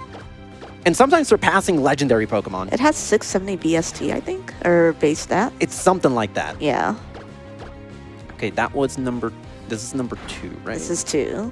So Retaliate does around 30 to 34 damage. So you'll want to Yeah, I'm gonna heal. heal. Yeah. And I'm still at 3x attack. And we have to just pray that Slacking doesn't crit. Yeah. 1 crit and it's all over. You had 5x attacks when you started, I think. Yeah, okay, yeah, we should be good. We should Yeah. be good. Okay. Okay, nice. Ooh, Encore. I'm very happy for that. Okay. Realistically, we should be fine. This is genuinely the most stressful Mudkip fight in the entire run. Yeah. And so essentially you're just hoping that this last Slacking coming up does not crit you, so. Yeah, well, that's a crit. That's number 14. That was a guaranteed hit, but you know, crit's a crit for charity. Yeah, crits. Yep. I am never going to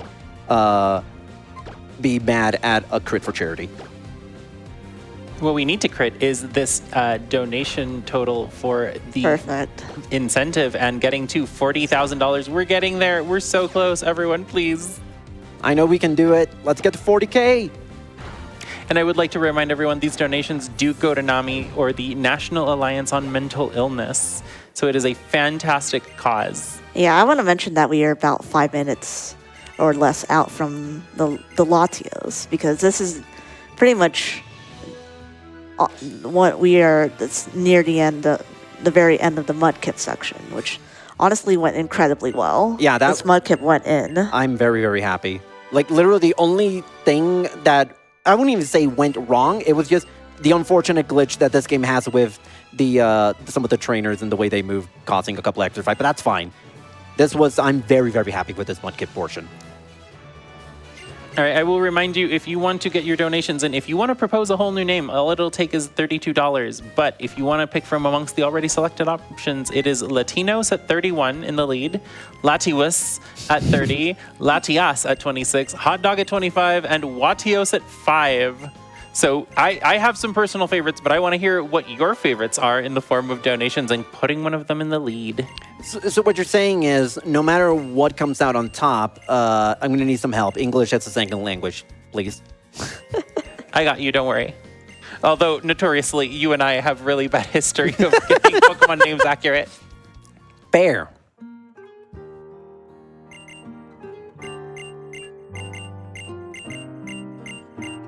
Yeah, what are we at? Hour 36, honestly, that's pretty darn good. That's really, really solid. Oh, Now this pace is pretty solid especially for a marathon run, because the way to get through this is just by manual saving a lot and praying that your Mudkip is decent enough. I do want to say chat came in with a really good suggestion that I do want to plug real quick, and that is I, as a trans woman, want to push Latinas as a possible donation name for Latios.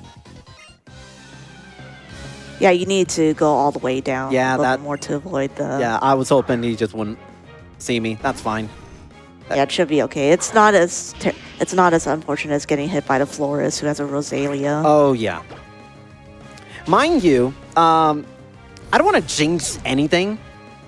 However, when you lose, you get transported to the very last Poke Center you went to. Have you noticed we've yet to go to a Pokemon Center? Wait, we haven't been to a Pokemon Center? We have not been to a Pokemon Center one time. Nope. So if we lose and we don't have a safety save, I need to, yep. Yeah, don't forget to heal as well. Yep, I need to heal. So if we lose and we don't have a safety save, congrats, we get automatically transported to the to Littleroot, the first town of the game. Yep, it is very, very bad. So that's why we make all of those manual saves. Also, we are teaching Surf here because it's a very powerful water type ability, but also, spoilers soon enough, our snacks here will become our HM snacks friend. Yeah.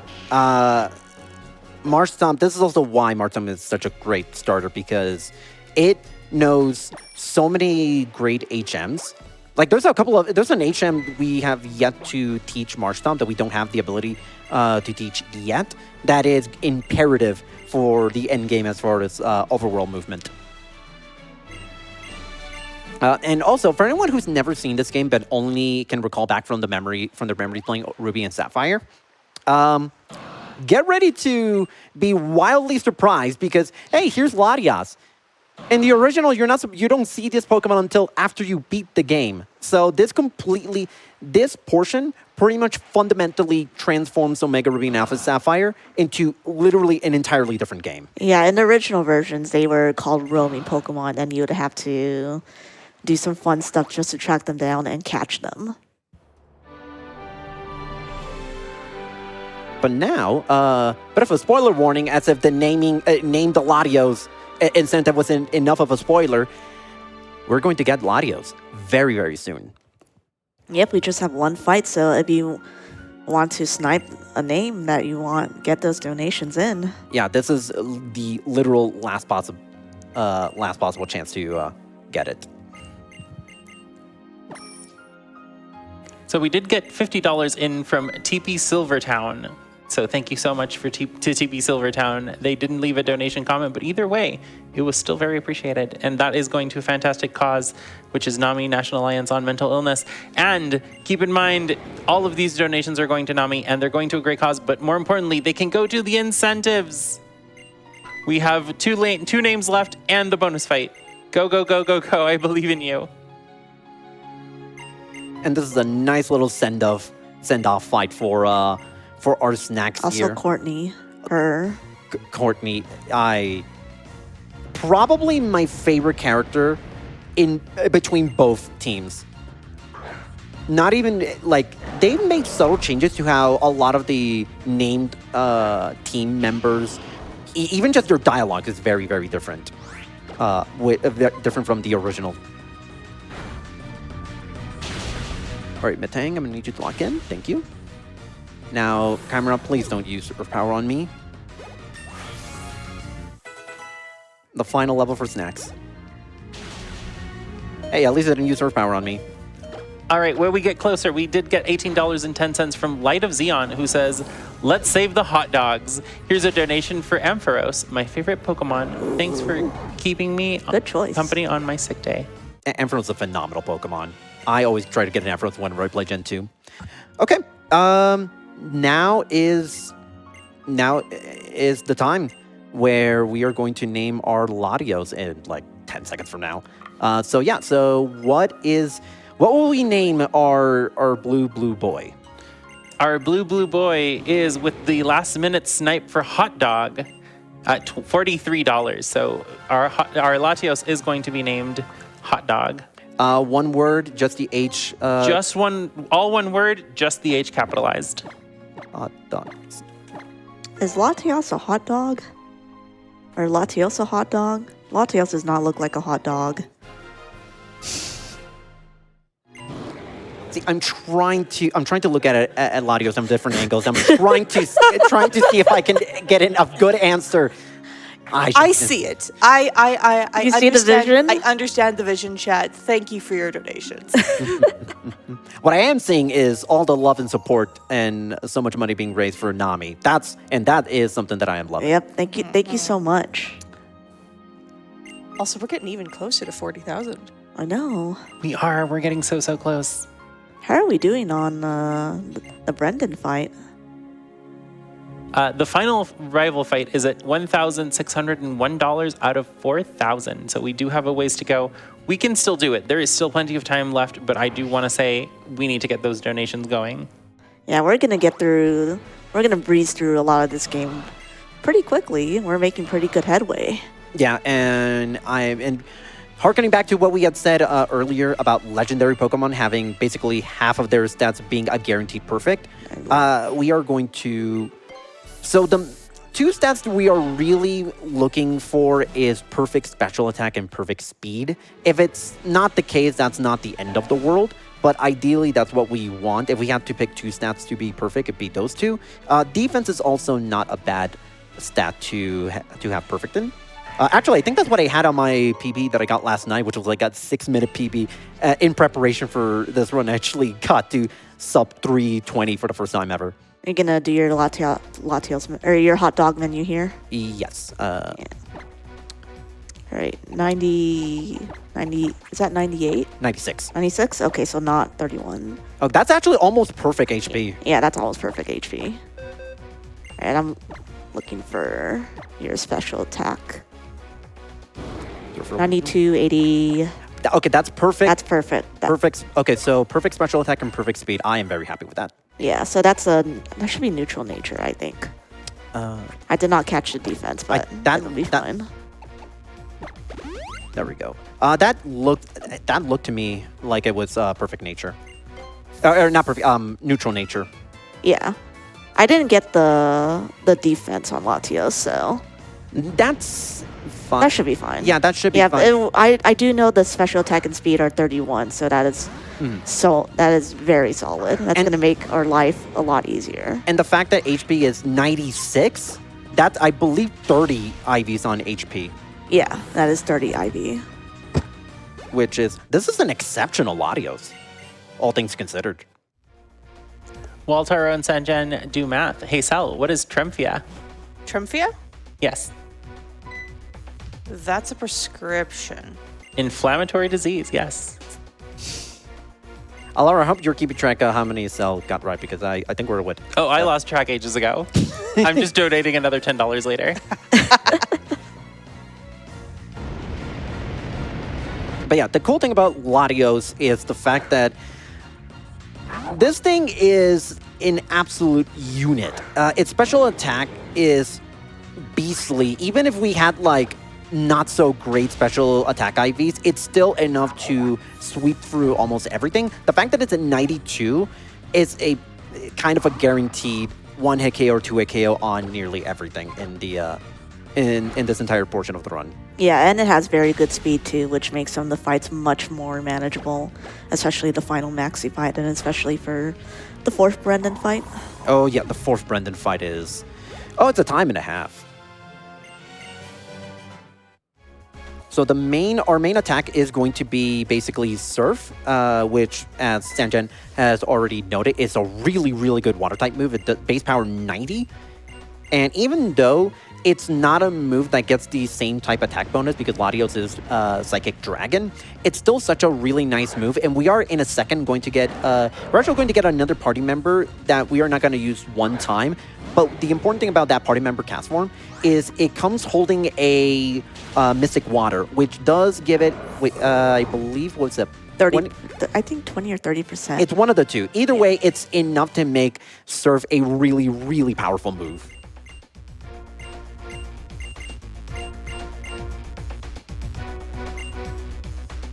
Actually, speaking of Brendan, we're actually about to have our 3rd Brendan fight. And this one is... Yeah, it's kind of cakewalk as well. It's basically the same team that he had on the last fight, with the exception of Slugma being a Macargo. I think that's it. Yeah, and since we have Latios, it's very easy to deal with. Well, I have the next question for you, but really quick first, I do want to say, chat, viewers, everyone, friends, tell me how you're doing. You're following along with the questions. I see you typing in chat, but I don't have time to read chat all the time. So let me know in donations. How are we doing in terms of our guesses? We also got $40 from It's Me, Hawkeye G, who says, enjoying the event so far, and I'm happy to support a great cause. Looking forward to the rest of the week as well. Cheers. And my question to you is, when Nincada evolves into Ninjask, what 2 stats trade base values? Oh, that's a good one.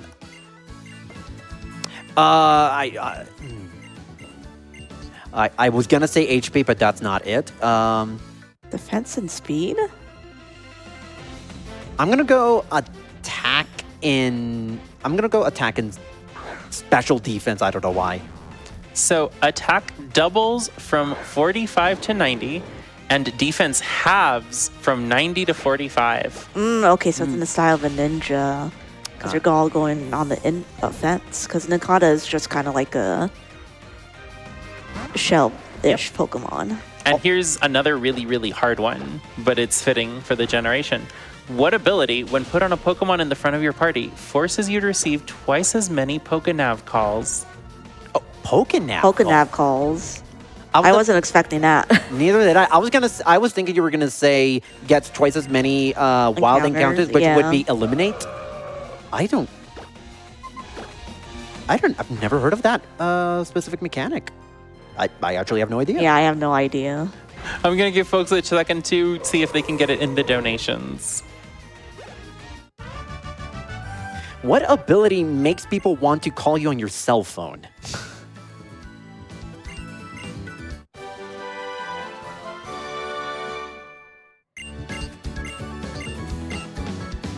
But for Cell, Jardiance. Jardiance? Yes. That's a prescription. Blood pressure.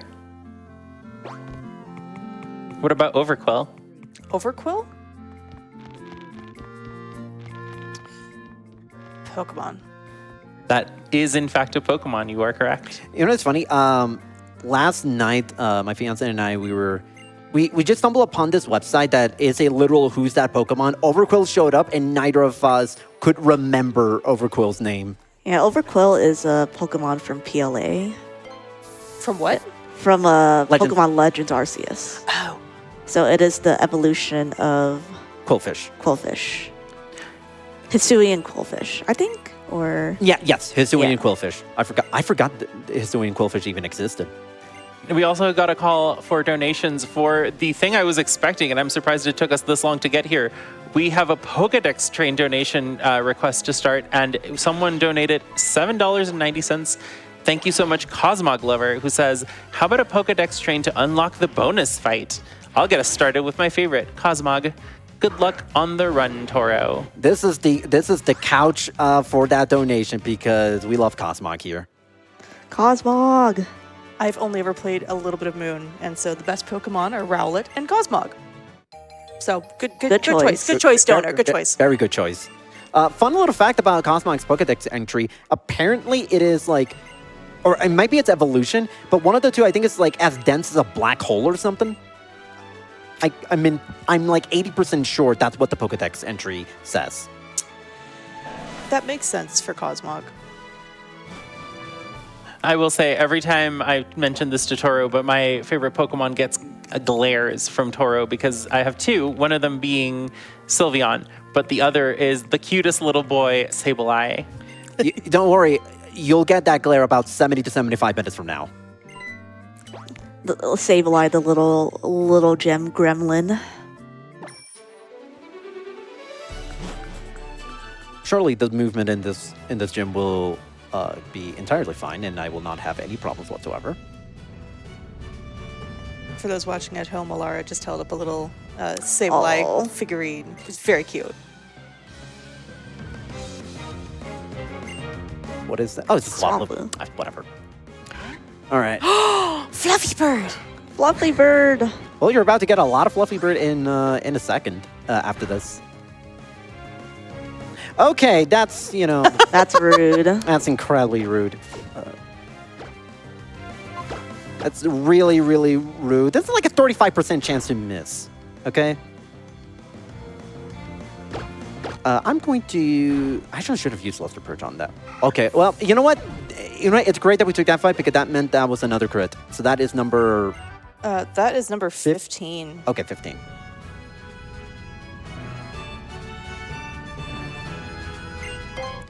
I always get a jump scare every time I get the Max Repel dialogue in a gym.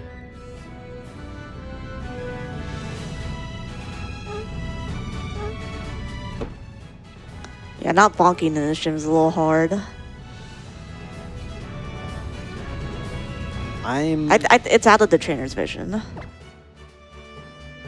I'm going to restore just in case. I don't know. Just a potion.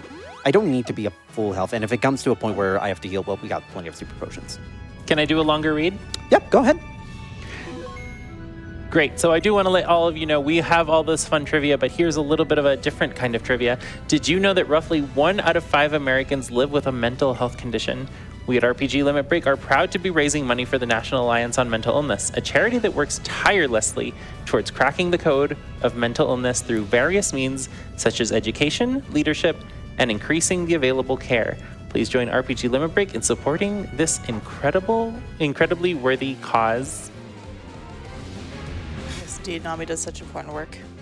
And we have some help coming into that cause. $5 came in from Dr. Mustache Cat, who says, Toro, I am so proud of you for getting to show off Omega Ruby. Can't wait to celebrate some Olive Garden on Friday. Much love from Amanda. Yeah, thank you so much, Amanda.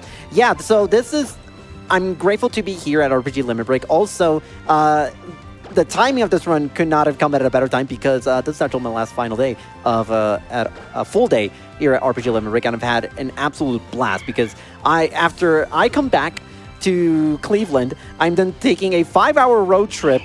So yeah, that'll be fine. That'll be fine. But I am very much looking forward to it. I've had an absolute blast here at Limit Break. This is my first one, and it's been an event I've been wanting to go for the last couple of years, and it has not disappointed one bit.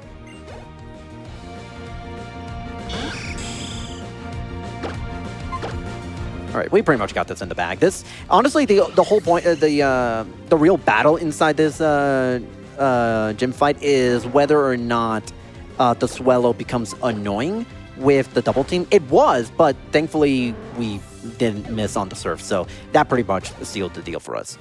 And that's already batch number 6 for us. Yeah, we're gonna get through those badges pretty quick here. Sorry, I'm just in awe of that pelican. Pelipper? Oh, so cute. Pelipper is the evolution of Wingull. Okay, that means nothing to me, but I will look that up later.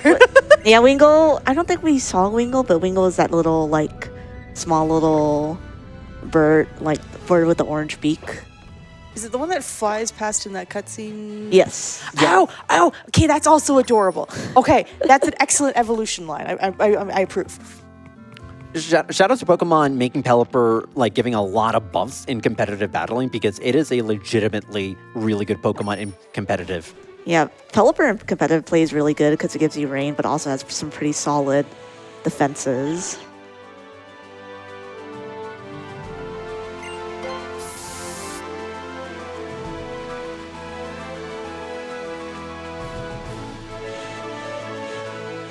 I'm so glad in this game they decided to let us bike through the tall grass like that. In the original game, you actually could not, and that was so annoying. You could not even run. That's how annoying to... Yeah, I saw that coming. I don't even know what... I think this is the first time ever I'm battling this trainer. This will be interesting. Yeah, I think typically I dodge from the top because I don't think she looks at the top. No, she does. It's either at the top or I go way at the bottom. It was one of those. Here it's like you need somewhat specific movement. Does that Pokemon have a lotus on its head? Yeah. It's like one of those like lily pad things. Huh. Like in the swamp or just like lake area. I guess it makes a good hat. Oh, Grumpig. That's a... Oh, cool, Power Gem. Oh, that's fine-ish. Yeah, Grumpig is psychic. Oh, cool, another another critical. Another one on the table. That's number 16. This is pretty much on par with how many criticals that we typically get in a marathon. Actually, maybe a little bit more. Because on average, I think I get like 24 crits. They were kind of more or less on that same pace. So as we're progressing, I do want to mention our next naming incentive is the last one. It is going to be Groudon. We still haven't told people why Stevewa is in the lead. Yeah. Actually, if Cell or Alar, if either of you want to explain that story, because I need to focus a little bit more on the movement, but you're more than welcome to tell that story. Sure, I can start and Alara can always take over. So last month, Toronite was running this at Preventathon 7. No, the story starts earlier than that. Oh, it starts even earlier? Fine, then you take it, because you clearly know the lore better than I do. So The funny thing is, she wasn't awake when the original lore happened. it is a layered story. I'll let you take over once we hit the Preventathon portion of it. We were doing another marathon called Highway to Help. Toro was naming the Groudon, and the current meme at the time was good enough after another incentive. So it was going to be good enough Groudon. And then Toro does a fantastic job of naming Groudon good enough, GOOD space ENOUF. So then we reach Preventathon. We're going to name our lovely Groudon, and the donation train has started to donate to name it Groudon Steve. And Toro is literally explaining this exact story up until the instant that we type in the name. And of course, we write in the name Steve, STEVW. And the funny thing is, I actually correctly spelled it, and then I was like, wait, no, I shouldn't assume. Maybe there's like a special formatting for it. Yeah, so how Toro wrote it out correctly the first time, and then erased it. Alara was the host, messed with him a tiny bit, went back and forth a couple times in erasing it and rewriting it, and then, he just wrote it really fast the final time, and, on a QWERTY keyboard, W's next to E. So Steve was bored. Which means we do have time. If someone wants to donate, say, $100, we can get Steve K on the other end of W. What letter is that? You're going to have to spell that one out for me. Q. It would be Steve Q. Okay, cool. So get ready on me spelling it with a C. To be fair, typing on that little small D-pad with your finger, definitely very hard. I've been there. Also, we're less than $300 away from 40,000 now. Wow. Ooh. Let's go. Come on. Inching closer and closer. I know you can do it. Which, if we hit that, we will get even closer to getting that boss fight. Yeah. And also closer to playing Who's That Pokemon.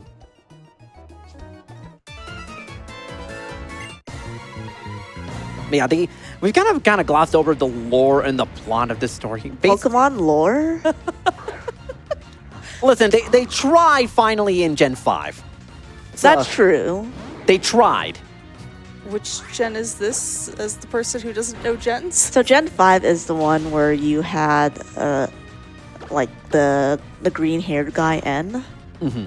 And then, like, it was a definite plot where just, like, this person wanted to just, like, take over Pokemon. It's like very evil team leader, and then like really fancy castles, and then gym leaders all working together. They all know each other. That's like a really basic summary. Yeah, shout out to the I think it was Pokemon. I forgot the anthology series from a couple of years ago. They did an episode on that, and the animation was like top tier. But yeah, the plot of this game basically is so Team Magma in Omega Ruby, they want to awaken Groudon to expand the landmass and basically make it so like there's no water. And so we go to Alpha Sapphire, and Team Aqua just as absolutely they just decided, okay, our goal is to expand the sea so there's no land. And sure, if you want to if that sounds like a great plan if you don't want to give it more than 2 seconds of thought and, basic third grade geology. If you need to focus, I can take over for a minute. No, you're good. I mean, this is actually a perfect time because we're about to have like a kind of like an extended cutscene where I'm just going to be button mashing the dialogue. Perfect. So to start off, we had $5 come in from Cece, who says, "Hi, Toronite. You're doing an amazing job on the run. I've gotten every single trivia question correct, of course. I take Salamence daily, and I put on Bronzor every night before bed. Come on, chat. Let's get these incentives met and crush 40K for Nami." We also had $14.30 from Furitskin, $14.30 for number 143 Snorlax, who has held a place in my heart ever since Gen 1. where he was a massive tank. We also got $7.89 from Missingno, who says, let's get some love for Missingno. Yeah. Missing no. Oh, that is a long time reference. I don't remember what the I don't remember exactly what the trick to was, but basically it's a glitch thing in Generation 1 where I think it's partially used to try and clone Mew or try to get Mew. I actually know this fun fact because it has to do with my day job, programming and cybersecurity.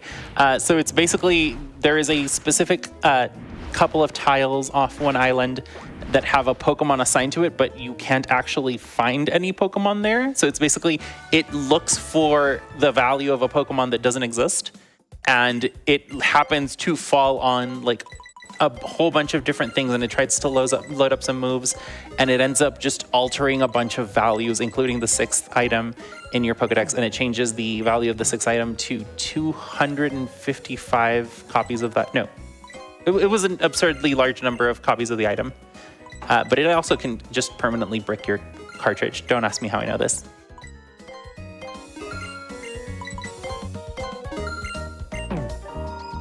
Huh, and that's how I know everything there is to know about Missing No. Okay, sorry, I had to really lock in because I had to make sure my shopping goes well. Yeah, that shopping menu is gonna last until almost the rest of the game. Yeah, there's kind of basically one final shopping trip, but that's basically to top off our full restores. It's nothing. It's on the off chance that I'm low on full restores. Funny enough, I've never had that problem, but I always do it as a just in case. Especially when there's a certain gremlin ghost dark Pokemon that Alara, our wonderful host, loves a lot. I'm glaring at. Listen, he's just a little guy. No, he's not. He's He's just a little he's guy. just a little gremlin. No, A Gemlin? Gemlin! Sanjan, I Credit love you. credit to the people in the back of us for saying that. Oh, too good. I'm using the move glare on it, which is funny because it's ghost, which means glare actually doesn't work because it's normal type. You can't glare at him. He's too adorable. He's just a little guy. Chat, why don't you donate and tell us your favorite little guy Pokemon? Because my understanding is there's quite a few of them. I can tell you my favorite. Actually, it's a tie. My 2 favorite little guy Pokemon are Carbink and Snubble. Good choices. Good choices. I mean, my free real estate one is Larvitar. Ooh, Larvitar is great. I love its cry in the anime. It's so the sound of it, like the high pitch Larvitar. It's so cute. Larvitar is a little guy who just wants to eat mud and dirt and grow up to become a big, strong Tyranitar. Is Growlithe a little guy? Yes. Yes. Okay. Of course, Rowlet is a little guy. All starters are great little guys. Actually, you know what? I think Quacksilver would be disappointed in me asking that question because the answer is very obvious. Yeah, Quacksilver would have a lot of things to say. Meanwhile, I would love to have a lot of nice things to say. So, chat, get those donations in and have me read out some nice things, including what your favorite Pokemon are or what your favorite little guy Pokemon is. I am at Hot Dog is being a very good little guy. Yeah, no, this hot dog is really, really nice. I mean, I almost perfect HP and perfect special attack and speed. I didn't even get to look at his defense, but it should be all good. Yeah, I mean, at this point, well, actually, Assurance has been doing a decent 72. amount. Yeah, Assurance has been doing. So we have kind of lowish defense. Okay. It looks like, yeah, pretty lowish defense or like middle of the line IVs. Okay, but you know what? The HP being nearly perfect kind of makes up for it a little bit. Actually, you said 72 defense, right? I actually don't remember. I actually don't remember. I don't remember either. It's all good. Yeah, we're fine. Well, let's cap off with the final trivia question I have for you. How about that? Ooh, let's go. What are the 5 types that Genesec's Technoblast can be? I thought it can be way more than 5. Huh. Technoblast can be fire, Bug. water, electric. I don't think it can be steel. bug? The answers are normal, electric, fire, ice, water. We kind of got That's it. elementals, yeah. We got it half right. That we get partial credit on that one. All right, that is it for all of my trivia. So chat, feel free to donate. Let me know how you did.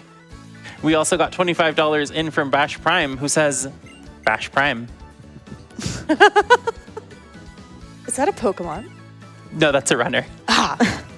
I don't know. I don't know. It almost sounds like the name of a game. It does. Oh yeah, this is Brendan Ford. This is one of the much more annoying fights because this Swallow can do very mean things. Off the top of my head, this is not requiring X speed, right? Or is it? Let me see. It definitely needs an X. You just need a special attack. Okay, yeah, I figured as much. I should be faster than the nice Swallow twice in a row. The double team, two battles, and it does nothing. Okay, the reason why we're kind of wondering it because it's step tile. So we are trying to. Okay, we're faster. Okay, that's fine. Agility. It's fine if Sceptile is faster, just mainly because most of the time it doesn't really do much. Yeah, the only thing to watch out for is the dual chop, and that's pretty much it. But we actually didn't. It rarely uses dual chop. I'm in the small percentage of runners who encounters that a decent amount, but I remember when I first started this run, first playing this game, I ran into dual chop a lot. Granted, I also didn't know what I was doing 89% of the time. Now I only know what I'm not doing about. Oh, that's a critical. That's actually solid crit. That's a really good one. Because otherwise it would have been impossible for me to one-shot it. I would have actually needed a crit. What takes us to 17 crits? I think so. Okay. I think this is actually 31. Let me see. I'm pretty sure this is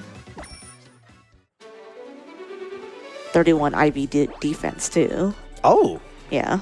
If that's the case, this is literally the best possible Latios I could ask for. 30 HP, 31 in defense, special attack, and speed is literally the best possible.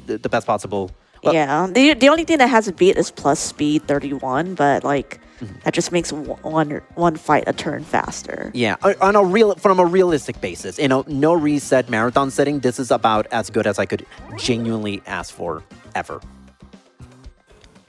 So I also want to mention real quick, I am out of trivia questions for Toro and Sanjan. I have a couple more that I can ask Sel, but this doesn't mean you can't jump in on the fun as well. If you want me to throw some trivia at Toro and Sanjan, feel free to donate with the questions and the answers so I can ask them. And if you want to play Pokemon or Prescription, send them my way as well. This can, in fact, be co-op with you, chat. Now, please don't give me anything like, what is the Pokemon... Oh, what is the 8th Pokemon used in episode 302 of the anime, please? What arc is episode 302 of the anime? Is that Hoenn? Or Johto? I'm inclined to believe that is technically Gen 3, but on the Kanto revisit for the Battle Frontier. I'm willing to bet it's that. That is a very specific answer. I watched a normal amount of the Gen 3 anime. The Battle Frontier arc is my favorite in the entire franchise. I do want to give out a special thank you to Drake Lake, who generously donated, saying, I don't have much more to spare, sadly. But I did want to say my little favorite gremlins are Meowth and Tinkaton, with Meowth just edging out because of how long Meowth has been there. Tinkaton is a very good choice for a little gremlin. Yeah, my fiance loves that Tinkaton line. It's really, really good. Oh, you got that really quick. My May always likes to make or point fun at Omega Ruby actually having to try for that because in Alpha Sapphire, because the layout is mirrored, you can just talk to the plant and get the Master Ball. Oh, really? Yep. Which I will say the Master Ball is actually required for this because... Yes.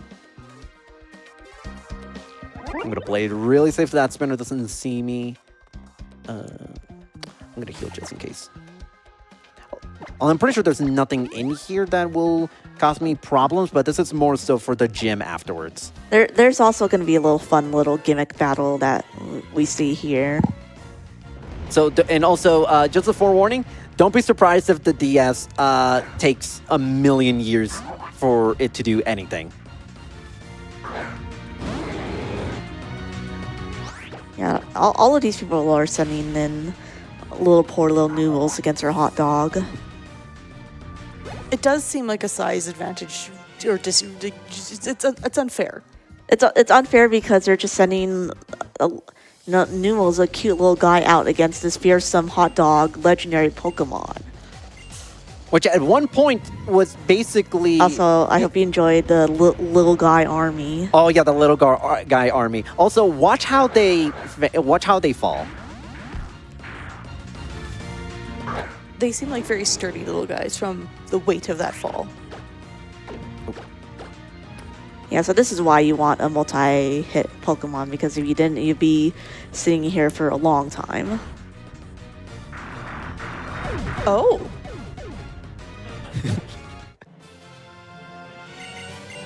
I also love how they all five of them just say one word or phrase and they just continue where the previous one left off.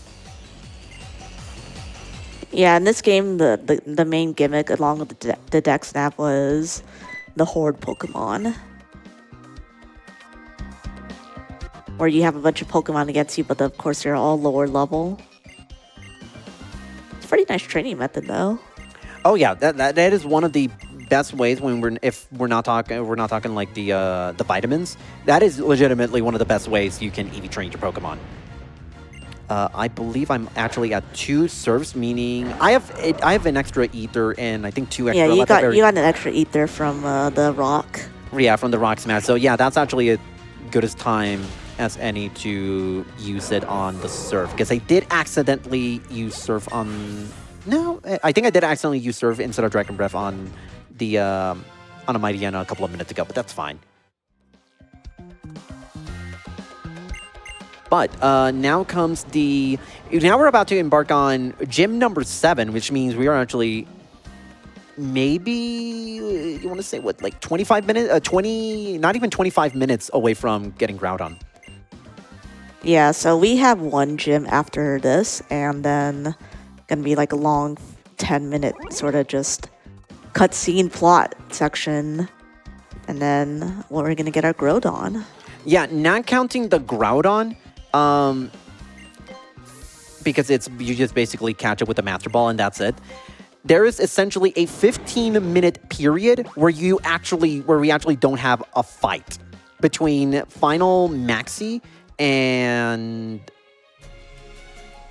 Wallace. Yeah, Wallace, the final gym leader. This sounds like a perfect moment to remind folks to again donate to Nami. This is an amazing cause. I want to see those donations come in. You can name the Groudon. You can get that extra fight at the end. We want both of those incentives met. And keep in mind, if we do those, the second incentive, the extra fight, we are going to be playing Who's That Pokemon with Cell. And my understanding is it is going to be very, very funny. It's very, very funny. I 1000% make sure of that. Also, you were saying you wanted trivia about episode 302, right? Yes. So, episode 302, Seeing is Believing, is from the Ruby and Sapphire saga, funnily enough. And more importantly, you know what Pokemon is number 302? Wait, it's definitely a Gen 3 Pokemon. It's in the 50s. I'm going to say Electrike. It's just a little guy. It's just an adorable little guy. Is it Sableye? It is, in fact, Sableye. Hey, donations, processing skills to the win. Further proof that Sableye is just the perfect little guy. That trainer only looks into one direction, by the way. I don't know why this gym freaked me out. Yeah, it's very weird. The bottom trainer that you were before doesn't look top. This is the one where you need to dodge. Yeah, and the annoying thing with this gym is that they are all psychic trainers, which generally is not great. And they're usually specializing in special defense, which is what not the stat that we want to go up against as a Latios. Hey, I heard you had to memorize an entire essay's worth for Tay and Liza. Oh, yeah. Shout-outs to, I think, what was it, an 8-page Google Doc on the Emerald fight of this, Emerald version of this fight. Yeah. Just like an entire documentation on the AI and what you're supposed to do with your poor Swampert. Yeah, this is, I'm not in Emerald, I believe, it's, Tay and Liza is pretty much the most complex fight in the entire run. Yes, that's correct. And it's not even close.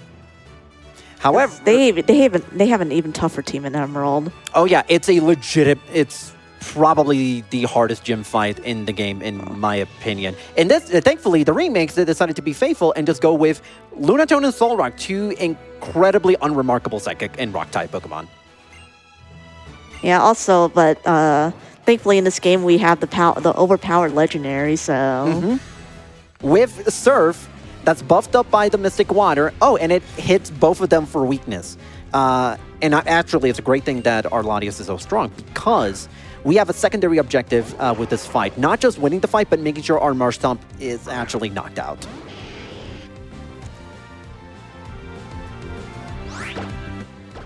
My God, we're gonna do the hardest strat. We're gonna put an X attack or X special attack on Hot Dog.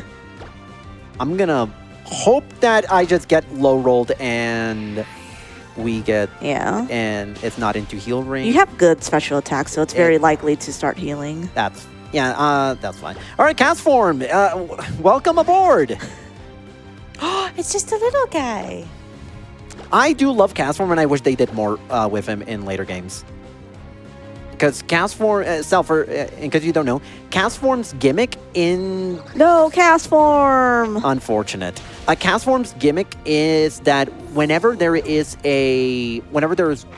rain, sunny day, or hail, its form changes, and its typing changes. And all three of the forms Castform has, they are absolutely adorable. I love them.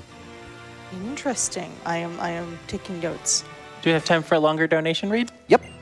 Perfect. So we did get $3 in from Tempest Mask 1000, who says, chipping in my $3 for a wonderful memories Gen 3 and for Toro's awesome stage presence as a runner. Congrats on getting Oras into RPG Limit Break, man. As a Steve, I have to keep the Steve-Wa supremacy going for the Pat community. Who wouldn't? And hey, chat, I want to see that final rival fight. Think we can at least attempt to get it as high as possible, even if we don't meet it? Oh, I got to do a bit for Sanjan. Pumpkaboo! Pumpkaboo! Thank you so much, Tempest. That is very, very appreciated. Again, that's going towards our incentives. We do need to get that Groudon named. We have some love for Steve-Wa. Let's keep that going. Or maybe you're not a Steve-Wa fan. Maybe you want to see something else. It is still very much achievable. And we are only $221 away from those $40,000. Let's get that donation to 40K. Let's get that done ASAP. Okay, so this entire segment is pretty much cutscene galore, with the exception of like 2 fights. This is actually a really good time to share kind of my personal story with this game. So, I'm very happy Sanjan is here on commentary because, and Alara is on as the host, because you two are actually the reason why I'm here today. Going back to AGDQ 2025, Sanjan was doing a race with Corvame, Omega Ruby versus Alpha Sapphire. We were working a table at AGDQ, and we had the same shift. And this was before Sanjan was going to go on stage, like a day or two before. And I remember just seeing the practice, especially more specifically at Roxanne. And I remember asking you questions, and I was like, the light bulb went off in my head, and I'm like, oh, wait a minute, I have a 3DS. I could actually try to run this. And that led to me even picking up this game in the first place. And Alara was the one who convinced me to even apply to Limit Break. Because, and this is going back to October of last year, where we were at the Pittsburgh Gaming Expo, and we were talking about gaming conventions. I forgot to teach dive. I always keep forgetting the HMs. And we were talking about RPG Limit Break. And I was like, man, I don't know if there's anything I could run. And then Alara convinced me, no, I do run things that I think Limit Break would be able to take. And I didn't think that I would actually get on here with this game. And it's been one of my biggest motivations to keep grinding and grinding. Even to yesterday, where before yesterday, my PB was 3 hours and 23 minutes. Yesterday, my one and only practice run, I PB'd by almost 6 minutes. So now my PB is at 3:17. And so I genuinely want to say thank you, Alara. Thank you, Sanjan. Thank you, Cell, for being a part of multiple marathon runs of this game. No, thank you. That's very touching. I was so hyped when I heard that I was going to get to host this run again. Yeah, no, it was genuinely like I got so excited when I saw that you were there. I was like the stars are aligning for this, and I'm so glad everything is working out very well. This is a really solid run for me. I'm very, very happy with this run. Listen, we're really happy to be making fantastic memories here for people and raising money for a fantastic cause, 2 for 1. Yeah, absolutely. That is undoubtedly the biggest thing in all of this is raising money for a absolutely amazing cause. Speaking of which, Alara, how are we doing on those incentives? Groudon is still looking like it's going to be a Stevewa with $74. Hot Chip is not terribly far away at 50. And we've seen donos that can snipe that really easily, so we've got plenty of choices. So if you're a Stevewa fan, do that. If you're a Hot Chip fan, do that. And if you want something different, go ahead. We can break the tradition. It doesn't have to be Stevewa. New traditions can be really fun. And more importantly, the final rival fight. I want to see that because it's not just the final rival fight. It's more RPG Limit Break and it's Who's That Pokemon. That one's a stacked incentive. Yeah, well, it's gonna get there pretty quick. We're actually making pretty good pace.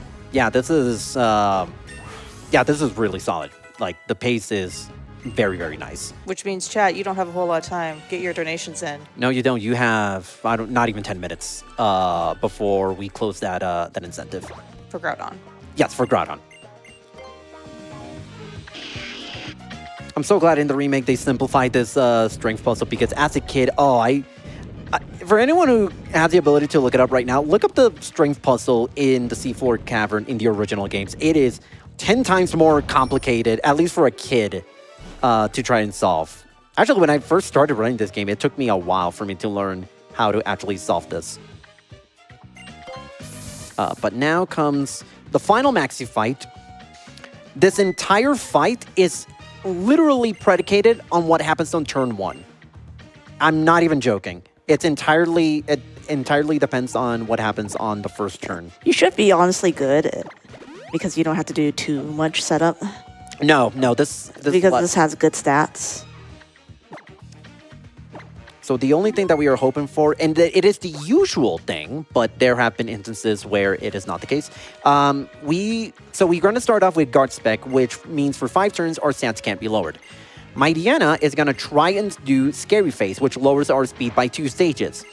Maxi, the ever wonderful tactician that he is, decides, okay, how about I try Scary Face again, and again, and again, and is essentially hard locked for whatever reason into using Scary Face. Yeah, so the main thing that once we get the guard spec off, we just need to get 1 special attack since we have very good special attack stats. And there's a chance that Mightyena just decides to use Embargo. And thankfully, because we have a good Latios, we can just start full sending. We just don't really have a choice but to full send attacks. Also, our speed is also pretty good. Did you guard spec? Wow. Okay, that's Yeah, you just you. I think if you want to be safe from the combat. I'll be safe. We have X speed. Yeah, you could just do X speed and okay, just have to go. Yeah, all right. That's fine. We can sweep everything. The only thing is we're just gonna get hit from Crobat. honestly, but it's not like the worst thing ever. No, the thing it will do at most, I think it's like Poison Fang or something. Yeah. And I think you're still faster at -1 than camera up, which is the bigger concern. Which is really fun. Oh, that's another critical. Wow, first critical in like half an hour.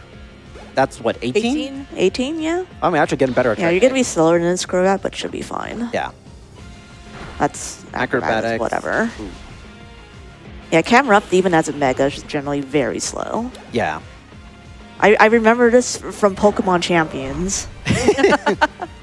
Why is it popular in like Trick Room teams? Yeah, it is. It is like a very niche Pokemon, but it is primarily used in Trick Room teams. I believe it's slower than even Torkoal. Oh, that's funny. That's actually really funny. Yeah, so generally you would use Torkoal and Mega Camera Up, and Mega Camera Up cleans up. Can I interject really quick? Of course. Yep. $10 from Outer Spacey, who says, my submission for the smallest little guy, Joltik. That is true. That's yeah, no, that you can argue it is the smallest little guy. The littlest little guy. And it's a really cute one. I love Joltik a lot. Joltik is the littlest one to exist. Is it the smallest Pokemon? Yes, I believe so. I'm trying to think if there is any smaller. I don't think there's any smaller ones. Immediately I was thinking Fungus, but I don't think Fungus is like a decent, like an okay size. Yeah, it actually. Because like in the overworld, you get tricked for it being a Pokeball. Mm-hmm. Also, plot. By the way, great time to point out, I could be entirely wrong, but so the whole point in this game is that Maxie got the red orb to try and awaken Groudon. Groudon's red, that makes sense. In the original game, someone please fact check me. I'm pretty sure Maxie gets the blue orb, awakens Groudon, Groudon runs away, and then Maxie gets confused why the blue orb doesn't work on the red Pokemon. I'm pretty sure that's what happens in the original Game Boy Advance games. So I'm actually glad they actually color corrected it for the remake.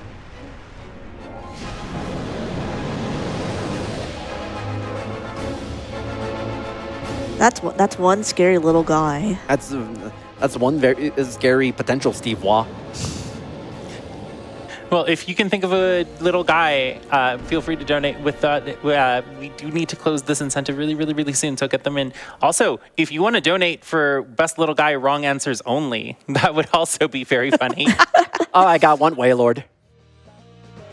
Wailord's the best little guy. I think Wailord's a little guy in spirit, though. All right, we had $63 come in from Sartorian Penguin, who says, Charmander was and always will be my starter, but Abra is just a little guy. It's the most adorable little gremlin. The Abra is a very, very cute little guy. We also got another $5 from Jamoa Shan, who says, one does not simply not Steve Waugh. I'm so glad everybody has been on board with Steve Waugh. It's so good. Jump on the Steve Waugh train. We've got plenty of room to go there. And if you want to donate for Steve Waugh, donate for Steve Waugh. If you want to donate for that final rival fight, that is also in need of some love. We need to get both of those. Oh, right. I forgot this part. This is also why Alpha Sapphire enthusiasts love Alpha Sapphire, because this music's very interesting. I will give Alpha Sapphire this. So, for certain parts of the overworld, you are just going to get permanent sun with this music. In Alpha Sapphire, you get permanent rain with different music that a lot of people, including myself, think it's way better music. It's such it's like perfect atmospheric rain music. As someone who was doing research for a content segment this event that involves music from games from this event, this game has got some good music but some really weird stuff at the same time. I mean, it's Pokemon. Everybody loves Pokemon, from the anime even to the theme song. Pokemon monsters, Pokemon are the champions. That's how it goes, right? Surely. Toro, I need you to understand I am now officially dying on the inside. I may or may not be a corpse by the end of this run because of you. If someone wants to help me out and help me, we can do that in the form of donations. I'm also a little bit curious if someone wants to help me out because we are $143 away from hitting $40,000. So does someone want to point out to me, what is Pokemon 143? Get those donations and then tell me. Oh, that is okay. That's Ooh. it's right before the Dragonite line. I know for a fact that is right before. What comes? Oh, instead of. But don't say it. I just challenged chat, Toro. Well, I don't know. I don't know for a fact. I don't know for a fact what the Pokemon is. Sorry, I just registered. Wait, we're underwater? Oh yeah, Yeah. yeah. Don't worry So about you can it. use. So dive is one of the HMs that you can use, and you can go. You can dive underwater. You can just breathe underwater, just like that. The Pokemon have their magic.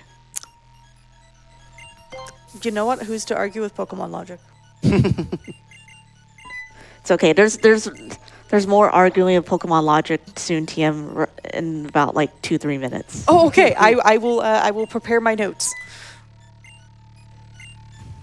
Fun fact, here's a great Pokemon logic thing. The Pokemon Gyarados has no wings, notorious for not having wings. It can fly.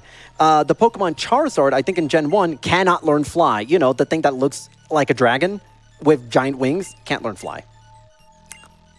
I didn't know. Wait, I think Charizard or I thought that was the meme. Wasn't that the meme where Charizard? I commit. Chad, with your donations, please tell me if I'm right or wrong. Wasn't the meme that like Charizard isn't a dragon?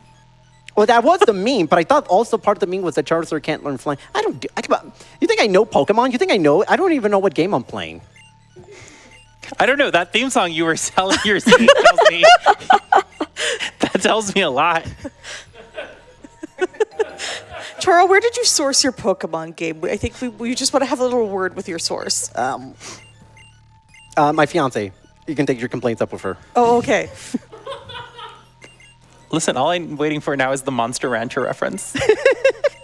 Fun fact, I actually did watch it a lot in Puerto Rico, the Spanish dub of Monster Rancher. And for the longest time, I kept watching Digimon and kept thinking that it was Monster Rancher. Oh, we have a challenge sent in from chat. Thank you so much. We got $5 in from LLK. Time to test your zoology knowledge. Pokemon trainers. The host will say a Pokemon, and you have to guess what animal it's based on. Ready? Let's go. Okay. Quagsire. Axolotl? Whooper's an axolotl. I don't know about Quagsire. Quagsire. Oh, it's a Big axolotl. salamander. It is the Japanese giant salamander. Kilowattrel. What? That is a... you're probably going to have like the super scientific name of it. I'm just going to say a big yellow seagull. Frigate bird. What? Yeah. Kilowattrel's the Gen 7 bird, right? No, Gen 9. Oh, Gen 9. All right. Oh, the Gen 9 electric type bird. Yep. Next up, Oricorio. Oh, It's parakeet? No, it's like a bird native to Hawaii, I think, right?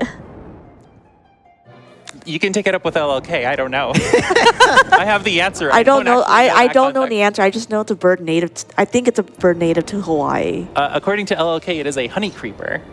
Oh. What about Anorith? Pokemon monster, Pokemon.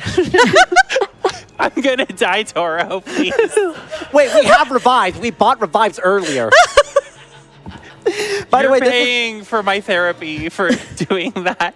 It's okay. There's lots of revives for that. We haven't even used one. yeah, we haven't used one. Thank goodness. By the way, we are just about getting really close to naming our Groudon. This is what I was talking to you about. Pokemon logic. All right, let's get these last ones really quick then. Anorith was an Anomalocaris. A Monolocaris. what? Could you say it in a sentence? Yes, Anomalocaris is really hard to say. Perfect. No notes. 10 out of 10. Also, this is totally fine in a Pokemon universe. The last one that we got sent in was Manaphy. I don't know. Based on what LLK wrote, it is a Cleone, aka Sea Angel. Oh, that's a nice name. I've never heard of it. That's really nice. Thank you so much, LLK. That was super fun. Yeah, thank you, LLK. Also, shout outs to LLK because, amazing artist who does all of the artwork for like the badges and stuff. Yeah, I've been loving the artwork. It's so good.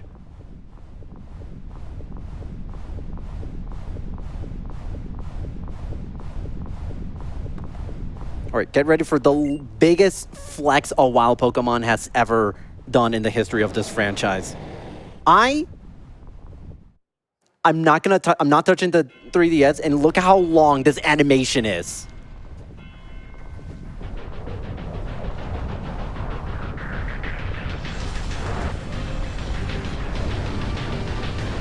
Like, I get it.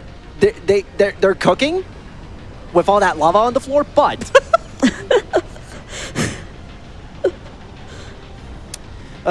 anything you want to say, Mudkip, to the audience? Yeah, Mudkip says donate to Nami. By the way, this is still going. Sorry, you took me out with that cooking with the lava on the floor. I'm still trying to process that. Well, while we process that, I do want to say thank you to LLK. RPG Lemon Brick is incredibly grateful to LLK, a longtime contributor to GDQ Marathons, and the designer of our promo banners, attendee badges, and emotes. Check out her work at jazaboo.com, JAZAABOO.com. Indeed, shoutouts to LLK. Oh, we're still not done. We still have to wait for the sunlight to come into effect. This is, in fact, a very long animation. Extremely long. Okay, now we finally That's the come. perfect time for any snipes because we're... Yep, we're pretty much there. Yeah. All right, I'm going to give it one little second, and then I will give you the winning name. Can't wait for it to be like something like Latinos.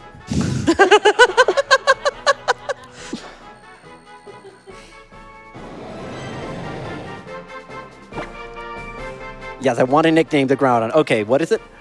With $79, the winner for the Groudon name is none other than Steve Wah. Woo! Okay, so that is an E? No, just kidding. I like how you paused to double check the spelling this time. Listen, I need to make sure that I incorrectly spell this name. Hey, Toro, I'm proud of you. You correctly spelled all of the names this time. Yeah. Yeah, absolutely. I'm proud of you. Yeah, That's improvement. That's legitimately 4 for 4 on this. People, like for people who are tuning in right now, they may think like, okay, that's a little mean. No, it is actually very valid. It's extremely valid. I say this with much love as someone who hosted the Good Enough incident and then ran the marathon that Steve happened at the first time. But yeah, so this is legitimately a 2-minute unskippable cutscene where there's no input from me whatsoever. So, Alara, if there's anything you want to say, you got the next like minute 15. Or actually, no, it's still a lot of dialogue. You got like 2 minutes. All I want to say is thank you so much for everyone who's donated so far. We are $123 away from those 40,000, but more importantly, we are a little over $2,000 away from that final rival fight. So I want to get a little bit more RPG limit break out of this. If you want to see Cell do Who's That Pokemon, we need to meet that incentive. It is a combo package deal, but we do want to say thank you for every single dollar that has been donated so far, and we hope to see even more of them. Oh, by the way, look at the cute little... I never noticed the cute little Whammer in the bottom right part of the screen. No, this cutscene is honestly so cute.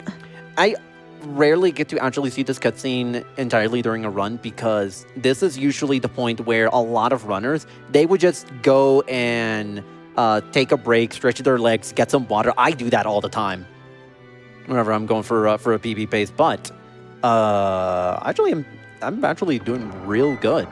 I've been prepping for this run for a long time, so I'm ready for whatever comes my way for these last, 45 minutes of the run. So we've had a great Mudkip. We've had great Latios. I can't wait for the worst Groudon of all time. I'm not talking about it because if I talk about it, it might manifest. See, that's why I'm saying the worst one, so that reverse psychologies its way into being the best one. Is that how that works? I think so. I guess we'll find out. We're gonna find out. Hey, chat, you can give us good luck by donating to Nami. Even just $5 does help them a lot. And it gets us closer if you put it towards the incentive of giving us more Pokemon.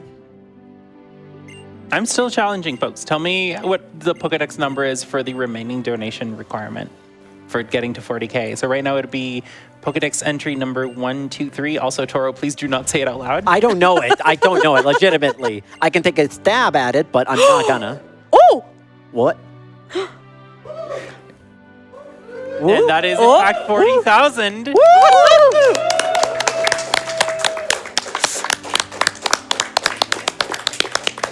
Okay, so now I can actually say, my guess is Vaporeon. it's one of the evolutions. Actually, no. I'm gonna say Flareon. Flareon is my pick for 123. I can't wait for the answer to actually be Jolteon and just be wrong. All right. Thank you so much to our anonymous benefactor who donated $167.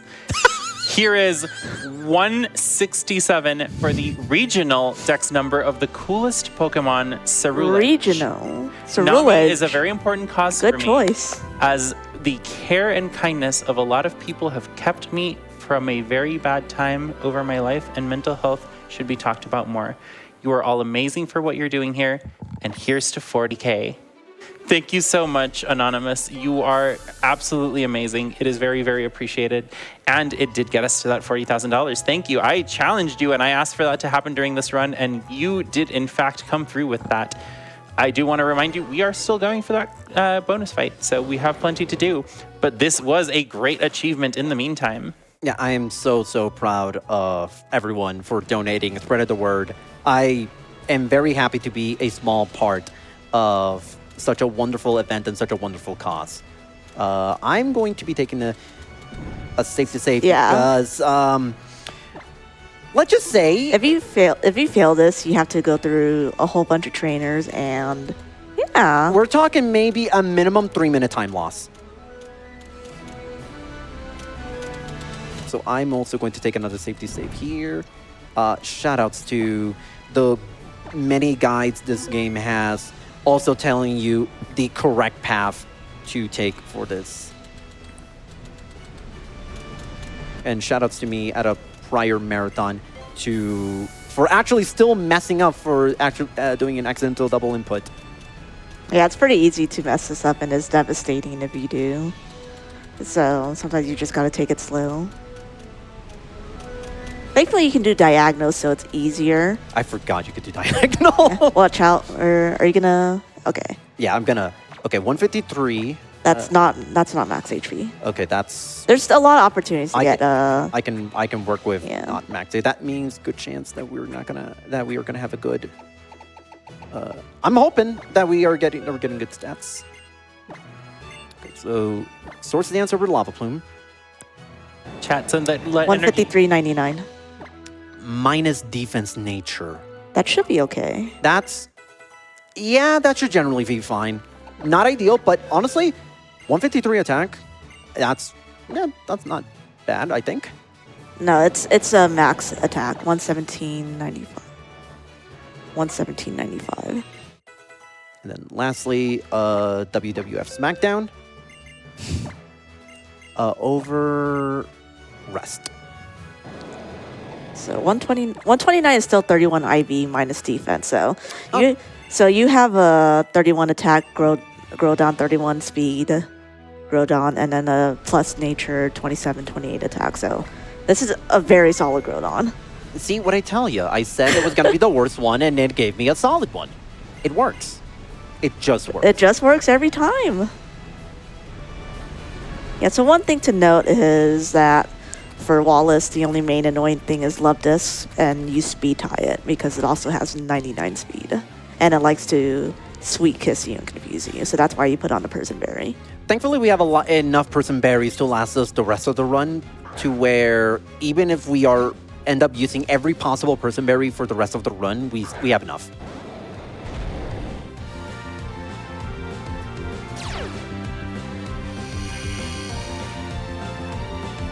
but I'm hoping speed tie.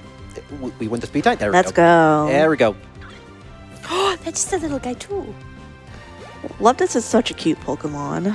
I was always wondering if it would get an evolution eventually, though, but I think it's just one of those gimmick, fun Pokemon. Am I the only one that thought when Gen 5 came out, am I the only... I can't be the only one that thought Alomomola was an evolution of Luftisk. Because, like, it was literally... Yes. It's a water pink heart-shaped Pokemon that is that you would think is a bigger version of Luftisk. I legit thought that was an evolution. But yeah, we pretty much got this one in the bag. It really was just wondering whether or not we were going to get turn 1 Sweet Kiss, and thankfully we won that speed tie. Which is actually great because that means the Person Berry, we don't have to waste time equipping a second Person Berry. Yeah. And you can maybe just save it all the way up to the next, the Elite Four. Yes, provided we don't get on for Frostlass. the Frostlass. I forgot about the Frostlass. And that's all 8 gym badges. Yeah, so we have officially begun the end game. It's literally just now going into the final dungeon, beat the Elite Four, become the champion, and yeah, pretty much it. To give a potential estimate, I want to say I don't know. There should be around like 3:15-ish pace. Yeah, we're maybe a little under half an hour. I think this is your PB pace, isn't it? Maybe. The only thing I know... No pressure. Yeah, the only thing I know... Yeah, thanks. The only thing I know is that Roxanne was the best Roxanne I've ever had. That was my first ever 22 Roxanne.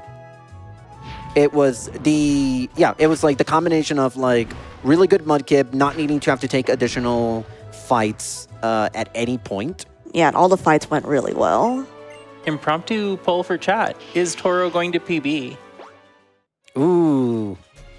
I do have time save the rest of the run. I did lose about like 45 at the Elite Four. Just because I got unlucky. Okay. That should be fine. I think you have like what, a Tentacruel? Yeah. Okay, that's just one Earthquake. Whoop.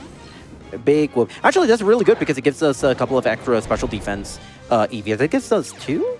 Yeah. And gets us to level 46, so that's fine. Oh, this poor Tentacruel never knew what was coming. No. So the one thing, so Groudon, with the route that I am doing, you may have noticed I hit Overheat over Precipice Blades. There's essentially 2 schools of thoughts when it comes to approaching the Elite Four. There is the non-overheat route, and there is the route where you basically try to brute force it with strength and your with Swords Dance and Earthquake and Precipice Blades. The main thing that really is a big factor in all this is the second Elite Four member, Phoebe. It's a lot of it. You feel free to correct me if I'm wrong, Sanjan. The main thing about it is whether or not you take that first turn to set up with Swords Dance, or if you have Overheat, then you might as well just use the use Overheat and use Primal Reversion to Mega Evolve into Primal Groudon. Yeah, the school of thought for Overheat is you want to get out of the way of the Dusclops as much as possible because those Dusclops have Curse. And if a Ghost Pokemon uses Curse, it cuts half of its HP, but it makes you take a bunch of damage each turn. So you basically want to try to brute force your way through that as much as possible. The main school of thought that you would think of is that you just pretty much you take the time loss from becoming Primal Groudon. Can I take a few moments? Yep, sure. Absolutely. All right, I want to say thank you and glare at Sel a little bit at the same time, who donated $6.70, saying, "Oh my God, donating 6-7 to see more Pokemon," but also because it's a meme much loved by a couple friends who have been so important to my mental well-being. Remember, you are never alone, and there is always help. Thank you so much, Sel. Which Pokemon in Pokedex is Pokedex number 6-7? 6-7. I have no idea. I legitimately don't know. I don't know. Chat should donate and tell us. It's somewhere in the Growlithe section, I think. I feel like Growlithe is like later in the Dex entry. Maybe. Oh yeah, no. Growlithe and Arcanine are later. Yeah. Actually, you know what? No, I'm going to twist that on you. What is Pokemon number 67? Wrong answers only. Ooh. I bet to go for Overheat, but that's fine. And chat should put that towards the bonus fight. Which, by the way, if you're like me and don't know Pokemon, what is this final rival fight? Like, what's so cool about it? So it's just like kind of just like a final send off, like really fancy fight. You have these credits, and then you're going up against Brendan, who just has like all of these Pokemon, and also has a Mega Evolution. It's a fight that you don't get in the original games. Yeah. Okay, so that's why it's so cool, and that's why it's an incentive. Yeah. And you also, in the speedrun generally, before before some of the leaderboard stuff, you would fight Brendan, and you would intentionally lose to it. And then this, I believe for this incentive, you're going to intentionally win. Yes, I'm gonna go for the win. In fact, I'm gonna go for a Final Fantasy X overkill on it. Oh. I'm going +6 on the attack, even though +2 is, I'm pretty sure, more than enough. Yeah, more than enough. Actually, you can argue I don't even need to sword stance once for that fight. No, you just have to become Primal Groudon for the bit. I don't know if that would work. No, that would. No, it wouldn't. Yeah. Unfortunately, it would not work. It sounds like we need to see it, though. So if chat wants to see it, Yeah. you need to assign your donation to that incentive so we can get that. Please do. I genuinely want to see this fight. But yeah, we are essentially in the final. I think after this, we have not even 10 fights left in the run. Yeah, we're rapidly approaching. Steve, the we're too ending portion powerful, of this killing run. enemies too quickly for this Yep. incentive. Oh yeah, this thing is one of the best legendary Pokemon ever. And yeah, Steve W has very good stats. Like it's got, yeah, this is genuinely for a marathon no reset setting. All 3 Pokemon came out about as well as one could reasonably hope for. Yep. Typically, in an actual PB run, you can only have 2 out of 3. Mm-hmm. I think I had on my prior PB before last night, my Groudon was minus defense nature plus special defense, which was a time and a half.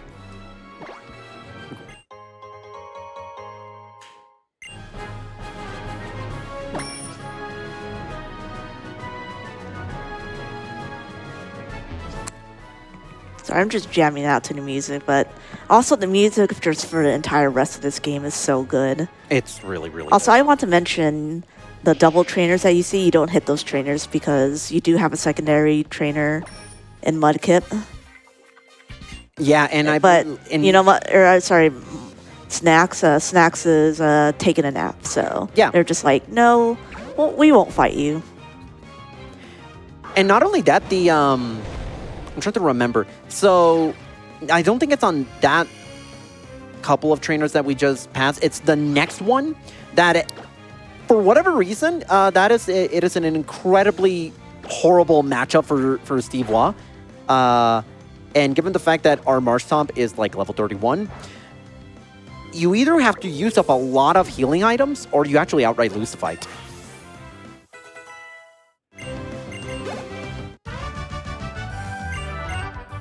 Right, we are. This is the okay. That is the final regular trainer fight. Assuming I don't have terrible movement. I'm gonna take it. Oh! I saw what you were doing. I saw what you were doing.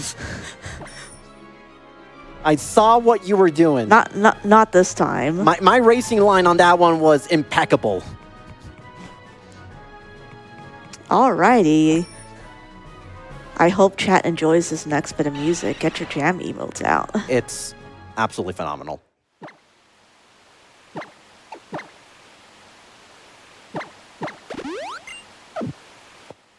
Wait, I need to be equipped with Personberry?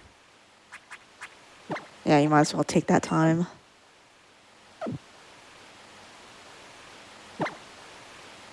And it's safe to say, although there's everything would need to go horrifically wrong and then some for me to reset. Yeah, we haven't seen Wally in a while. Well, Wally's got to glow up. Oh, why is this so beautiful, this music? It's good.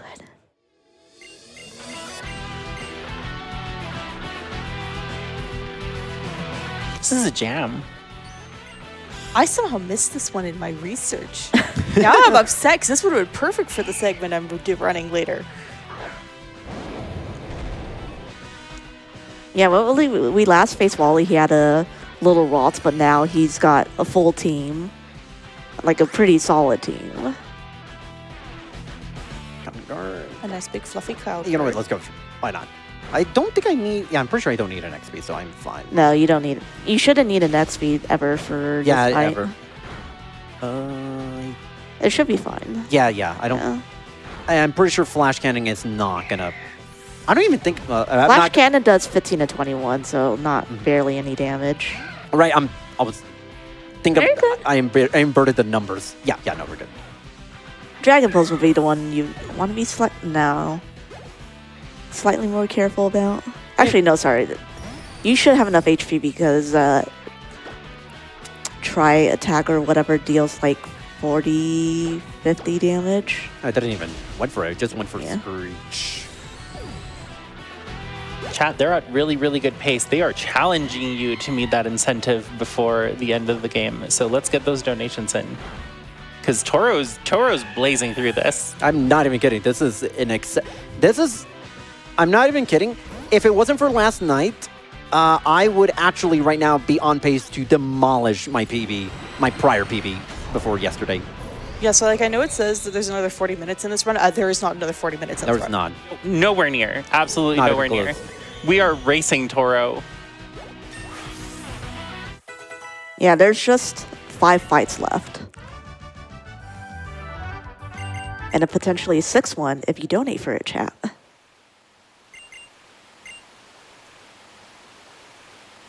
And come on, we don't want our final Brendan fight to be in front of a mall. In front of a mall? Yep, that's where we were when we last fought Brendan. In the original games, well, in this game it was a mandatory fight, but in the original games it was actually an optional fight. The only thing that happens is that you never have access to the Lily Cove department store ever. Are you gonna keep a second Pokemon in your? Yeah, why not? Yeah, accidentally. Yeah, you'll just probably bring in Latios, Hot Dog, because Snacks is currently taking a nap. Yeah, he's been a very good boy. So I'm going to PC heal. Fun little thing that you can still do in these games is to put your Pokemon in the PC and just straight up take them out, and you automatically heal them up to max HP.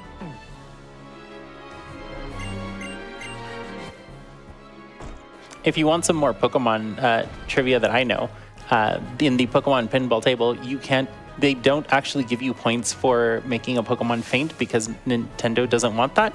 So instead, you just gain points for winning. Ooh, really? Yes, they word it very specifically as you got points for winning the fight as opposed to making a Pokemon faint. And they make that distinction very important. Makes sense. Yeah, no, that makes sense.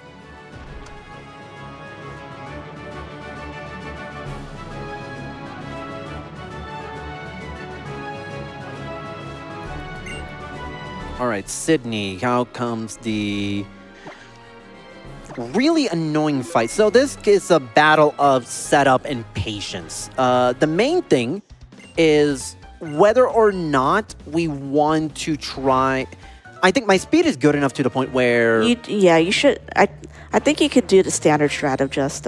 so we equip a Person Berry because, these Mighty Hyenas love their swagger. Mm-hmm. And so I am hoping that I don't even need to increase my speed because... No, you don't need to. If everything goes well, I get Swords Dance turn 1, which means I'm at +1 attack. Swagger +3 and no confusion. and then Earthquake, and then Prophet.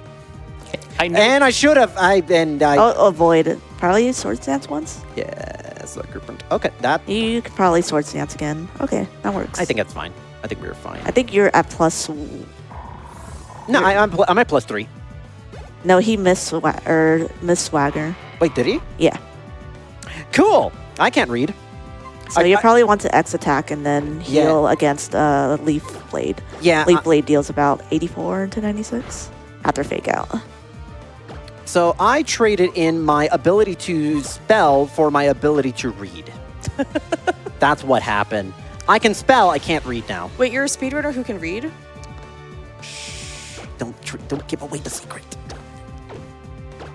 I'm healing again, primarily because I'm in KO range for Aqua Jet. Okay, fine. Okay, $2 more for charity. Oh, that's 2 more crits? Yeah, Leaf Blade has a higher chance of critting. Yeah. Okay, that's 20 crits. He's probably going to spam Leaf Blade because he's guaranteed a 2-hit, so there you go. And I believe I should be fine. Aqua Jet should not KO me. Aqua Jet deals around 50 to 56, so it should be fine. I do also want to point out when we saw the trainer, I know it's supposed to be like a little ember, but that looks like a chin stash on his forehead. That's unfortunate. That's still relatively fine. I don't even know what character whose that is. Needle Arm. Okay, that's... Ooh, this is interesting. Okay, I see the game. I see the plan. Okay. I see Sydney's vision. I don't like it. Wow, that did a lot. Wow, Payback did a lot. Please, don't miss again. Okay! Okay, this it keeps spamming Spiky Shield. That's really annoying. Thankfully, we have a lot of Lepa Berries. If I can... Where's my Lepa? You want to... Oh, it's on the... There we go. Why is it on... Okay, no, I probably want to be careful with Lepa Bearing. You probably have to swap to... Yeah, that is going to... Yeah. Yeah, that's honestly fine because this means I can take time to heal. Yeah, you can probably just revive and then overheat the next thing. Hey, Hot Dog, welcome back.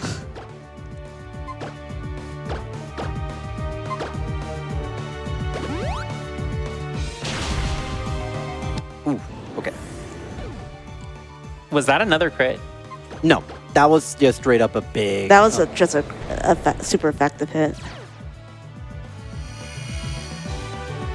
Okay, this works because this actually weakens the Aqua Jet. That's fine because we have enough. There we go. Nice. The problem now becomes the fact that I'm at... Actually, no. This works out. I think I can afford to... Oh, I didn't even go for Aqua Jet. Okay. You could probably just SD once and heal. Or actually, Yeah, I'm gonna... You'll have to heal this one. Oh. Wait, what? You used it on the wrong Oh my god. Oh. Okay, that's fine. Wait, hold on. So it can actually waste a turn if... Yeah, it wastes a turn if you use it on the wrong Pokemon. I'm just saying this was not a thing in the originals. I'm just saying. I'm just saying. It's okay, we get a second chance on here, and maybe it won't miss Swagger. It's really weird because it usually hits it, but that's fine. Not the end of the world. It's a 95% accuracy, so... Yeah, so that means it's 50-50 for it to land.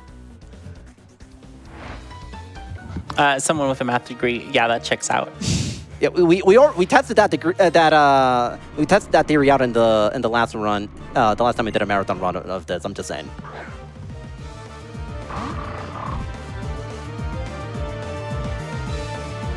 Yeah, so this time for sure, you'll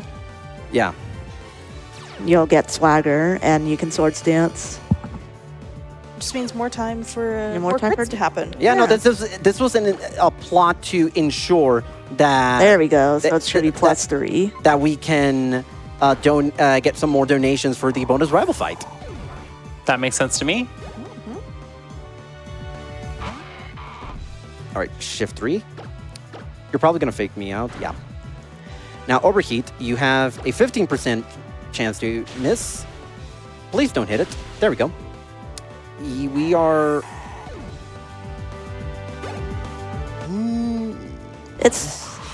I'm gonna heal at Sharpedo, just in case. Yeah, that's not a bad idea. Just in case. And that's an crit. Sal, please tell me you're keeping track. Was that another crit? Yes. Yeah, that's another crit. That's 21. All right, so that's kind of pretty much on par with what I've typically, with standard runs for mine.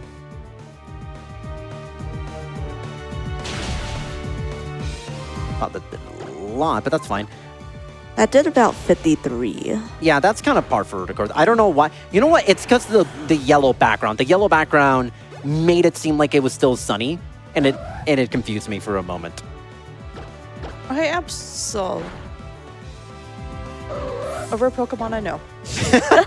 That is a Pokemon of all time, I will say. Same as Stevois.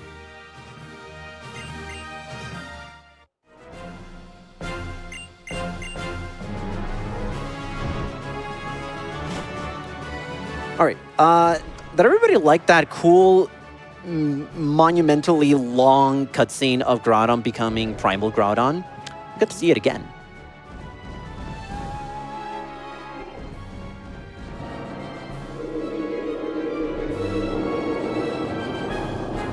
Also very cool, a very over-the-top Elite Four entering animation. Yeah, starting with Gen 5, they really put a lot of effort into making these as cool and unique as possible, and I super appreciate that. Now onto the red orb.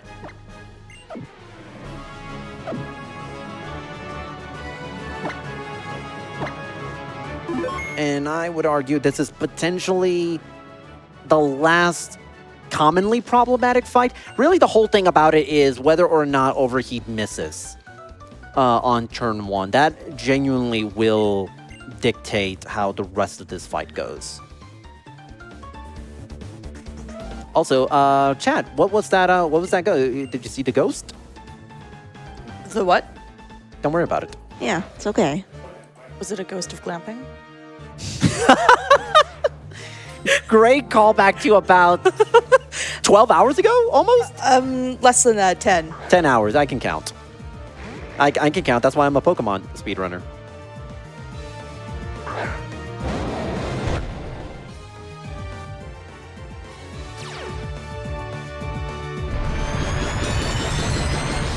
So the other added effect when you're Primal Groudon is actually a number of things happen.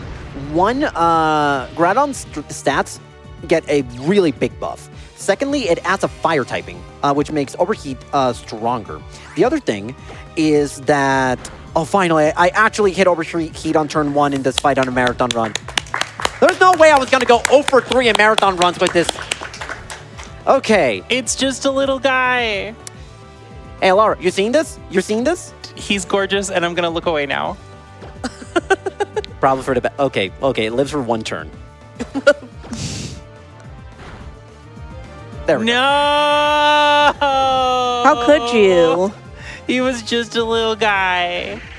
Mind you, had that Overheat missed on turn 1, I decided to continue that fight. That thing would automatically become a God Slayer. I'm not even joking. Yes, Sableye has foul play, and because Primal Groudon has very high attack, it's going to deal a lot of damage. Can I say something? Sure. Guys?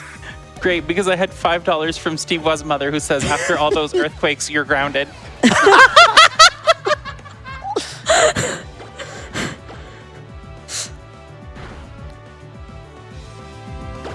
Oh, Laura.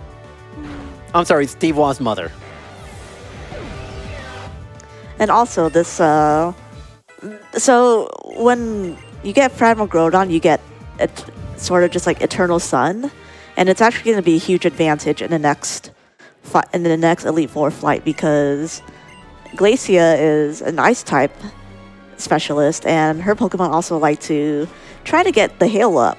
Tries to get the hail up a lot, so, and because it's Primal Groudon, she's not gonna repeatedly try but not be able to, and the AI doesn't recognize that. So it's very likely for it to try to spam hail. Yeah, Glacia went to the Final Maxi school of using moves that will not work, will tell the trainer it will not work, and continue doing that move. Okay, her speed is... We don't need to X speed on this one, thankfully. No, we have 31. Actually, this is the main gimmick about this fight. Actually, I'm gonna use one level. Thankfully, this is not Alpha Sapphire because Glacia Yeah. is the scariest. I was about to say, this is actually a great time for if you want to tell why in Alpha Sapphire this fight is the stuff of nightmares. I think it's because the fact that like it requires like a ton of setup with Calm Mind on the Kyogre, right? Yeah, so you need to set up Calm Mind a lot on the Kyogre, and you set up on the Walrein and not the Glalie, and Walrein can use Sheer Cold. Which for anyone who doesn't know what that move is, it only has a 30% chance of hitting, but if it hits, it's an automatic KO on the opponent. As my friends would like to say, she, her cold. That's great. But thankfully for Primal Groudon, this fight is not a problem at all. No. But Kyogre does trade speed for, this scary fight for being able to handle a lot of the other fights really quickly. Yeah, nice job, nice job, Glacia. Nice try.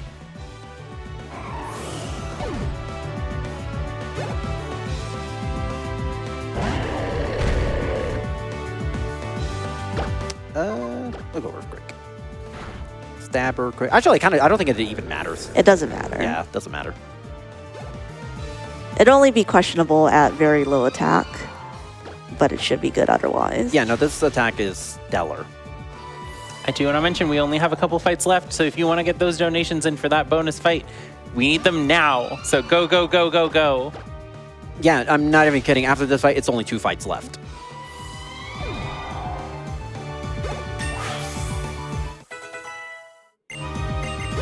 Okay, I need to pay close attention to the... Okay, no. I have enough Earthquakes to... Do I have enough? 9 Earthquakes to last me. Is it enough to last me the rest of... I have another Lepa Berry, but I'm wondering if it's gonna require me. You'll need it. You'll need to use the Lepa for... Oh, wait, no, I have an Elixir. I'll just Elixir. Actually, so you had 9, right? Yes. You only use one on... You use one for Altaria and Kingdra. So that's 7. So it should be enough. Yeah, that should be enough. Yeah. So all that I need to do, honestly, is put the Silver Scarf in, heal to full, teach Strength on Overheat. Yep, Overheat has done its duty. Yeah, no, Overheat. Good job. Good job. Good job, Overheat.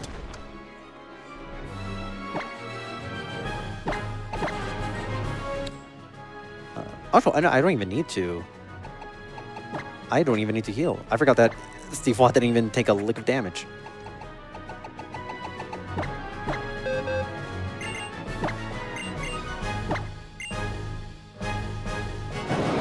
Overheat. My brain for a moment disconnected and was like, yeah, you're gonna hit. Yeah, you're gonna teach Strength over Sword Stance. Surely that's the strat. Oh, I see that total going up on that incentive. Keep donating, chat. You can do it. And we have 2 fights. This fight and then a champion fight. Yeah, we are so close to finishing up. So I want to play Who's That Pokemon, and I want to fight the rival one more time. Chat, you're not going to deprive me of Who's That Pokemon. I don't actually know what the Who's That Pokemon is going to be. No one knows. I'm told it's great. Yeah, no one knows. Actually, no, that is a lie.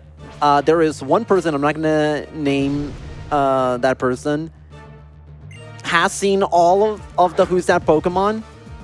The reaction was priceless. So we did get $105 in from Dragon Roast Coffee, who says, congrats on crossing 40K for Nami. Let's keep it going. And don't forget to stay caffeinated. Thank you, Dragon Roast. Thanks.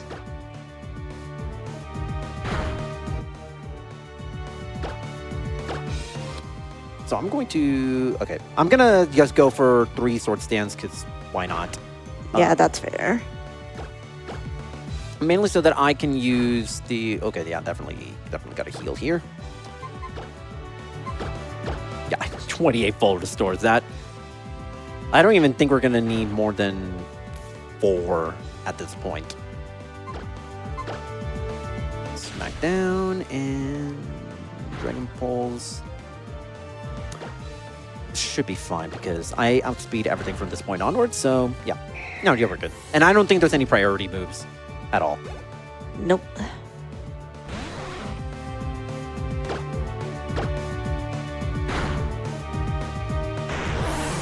Yeah, so this fight is one of the fights where Kyogre is just really fast, mainly because it has Ice Beam, and here because you can't really hit flying types and Flygon because it has Levitate, you just have to smack down.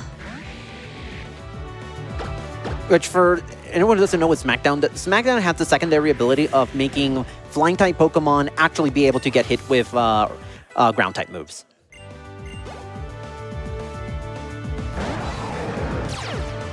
And the Intimidate doesn't matter, even if it lowers our attack, because we have... we're at +5 attack. There's no chance Salamence survives. All right. We're at the last fight. One more fight, and it's basically done. So this is the final... Essentially the final push. I'm not even kidding. We have maybe 5-6 minutes left in the run.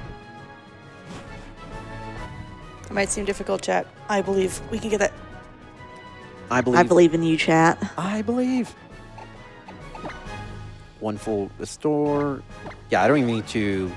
We have enough Earthquakes to last us the rest of the fight. Yeah, we're good. We're good. Yeah, the name of the game with Steve in the final fight essentially comes with the lead. His lead is Skarmory. Skarmory in and of itself is not a bad... is not really tough, but the problem is it likes to spam the move Toxic, which gives us the Toxic Static, which is worse than Poison, because Poison is a flat 1/16 of your max HP, and in Toxic, the damage doubles. Yeah. So one alternate thing that we did for safety strats is to bring a second Pokemon, the Latios, and while it's not perfect, and sometimes Skarmory can still press Toxic a lot, it's because we have that second Pokemon in our party, it's a little more likely to sit there and try to spam Spikes, which we're not switching Pokemon, so Spikes doesn't really do anything. And the funny thing is, even if we switch out, Spikes actually does nothing because Spikes only hits Pokemon whose feet are touching the ground, and Latios is famous for not touching the ground. All right, well, we do have some momentum going because we did get $50 in from Code Gorilla, who says, "Who's that Pokemon?" I feel like Ditto's a safe bet. Hey, we may get Ditto, we may not. We'll never know unless we meet the incentive. I want to know, so chat, please go. We also got $25 in from Clucky, who says, "Who's that Pokemon?" It's a donation to Nami. I like that Pokemon. That is a great good. Pokemon. One of my favorite Pokemons. We've got some good momentum, chat. Can we do this? We can race Toro to the finish. You can probably smack down and then heal, yeah. Yeah, the setup is basically done. And the good thing is, because I'm healing now, the AI is not going to anticipate, knock on wood, that it's going to use Toxic now. Okay, perfect. Okay, so we're pretty much gonna... No, I forgot. We can't one-shot everything because of the aggro, but we are no longer in danger. The fight is pretty much won. Yeah. I mean, Aggron does have a Sturdy, which prevents one hit, but we can just use another attack. Yeah, like in the literal worst case scenario, an Iron Head crit still doesn't put us at bullet punch range. Like, that's how safe we are. Okay, let's not test that theory. Defense should still be good. Yeah, it should still be really good. Yeah. Or you could test the theory to give people just a tiny bit more time to get the incentive met. It's still a speed run at the end of the day, but I am very proud of the fact that we have... How many crits? Like 18, 19? I thought we were at 20. 20? I have no... Cell? Counting is not my... Let me... I have 21 crits noted. Okay, 21. Yeah. Okay, we have 2 more attacks. Unless another crit just happened, and then it would be 22. No. So we either have 1 or 2 hits remaining, depending on whether Metagross actually goes for the bullet punch.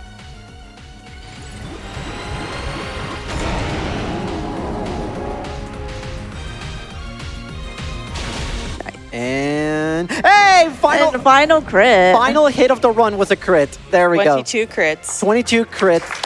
Poetic. Okay. So time is coming up in about a minute 20 from now. Just gonna give, it's gonna be on the final fade out after it says we are the champion.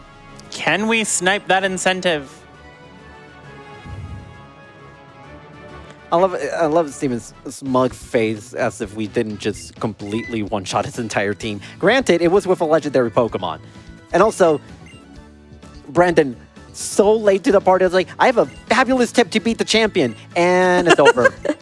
And it's over.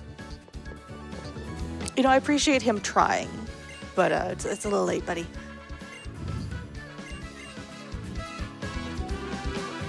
And comes the Pokemon tradition of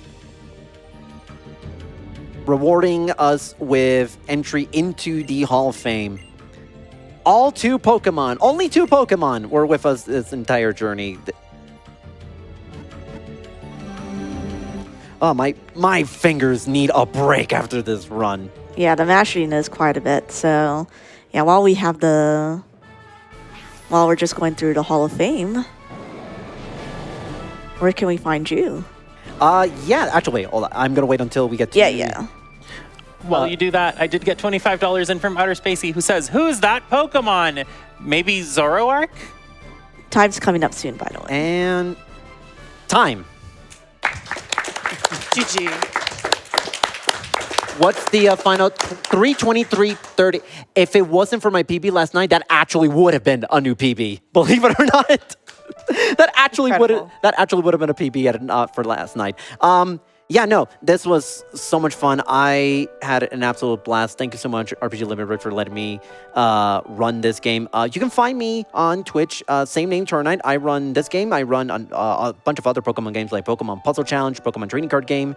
I run the Spyro franchise, and I will actually be running Spyro Reignited 3 at SGDQ later this summer, and a bunch of other games like PlayStation 1 Classics, Ghost in the Yard. I run a lot of different things. So if you're into any of that, feel free to give me a follow.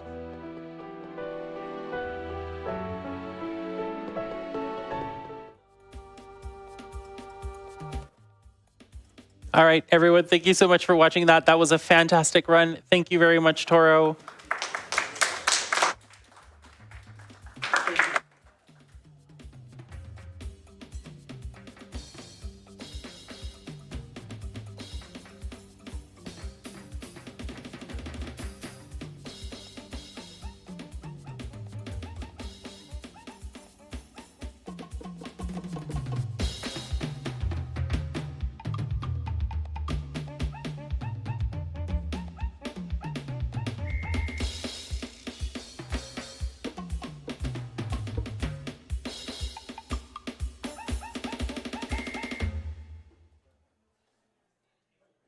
Welcome to Eglon Industries, terminal number 190.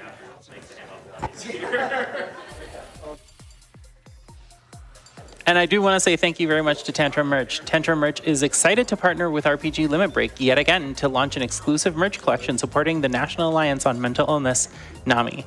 This lineup includes a handful of unique shirt designs brought to you by the RPG community, a cozy blanket, an enamel pin, and more. Plus, our very own life-size Mimi plush. From bold graphics to heartfelt designs, $5 from every sale, excluding the Mimi plush, goes directly to charity. Explore the full collection now at tantrummerch.com/RPG limit break and help make a difference.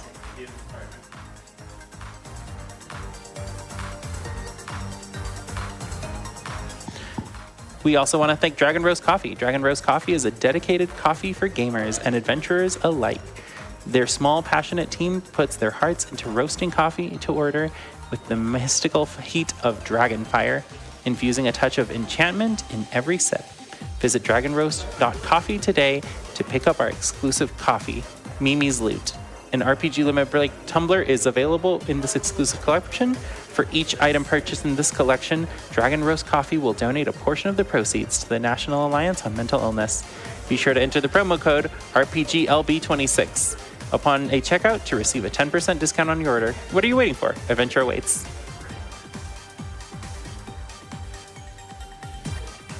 And have you been enjoying all of this week's RPG speedrunning goodness? Do you wish you could have more of it in your life? Well, I've got good news for you. Join us all year round for our side quests. Every week, there is a new stream from RPG Limit Break to showcase amazing runs, talk about new RPGs and speedruns, and in general, have a good time. If you want to see our full calendar of events and announcements about the latest RPG Limit Break happenings, join our Discord server using the !Discord command, and don't forget to follow our Twitch channel if you haven't done so already.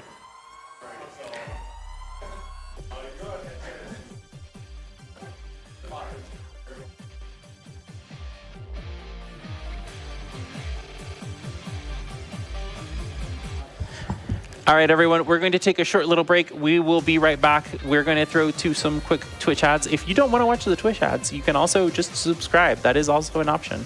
But I will be back in just a little bit.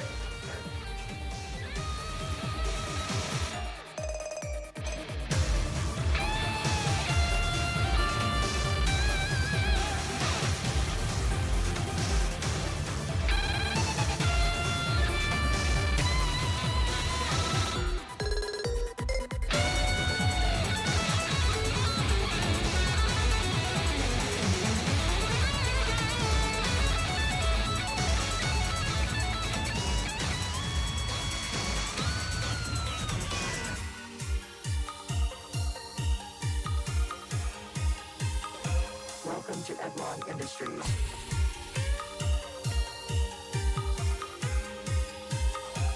Please hold on tight. Fasten your seatbelt. Thank you for choosing us as your transport today. We hope you enjoy.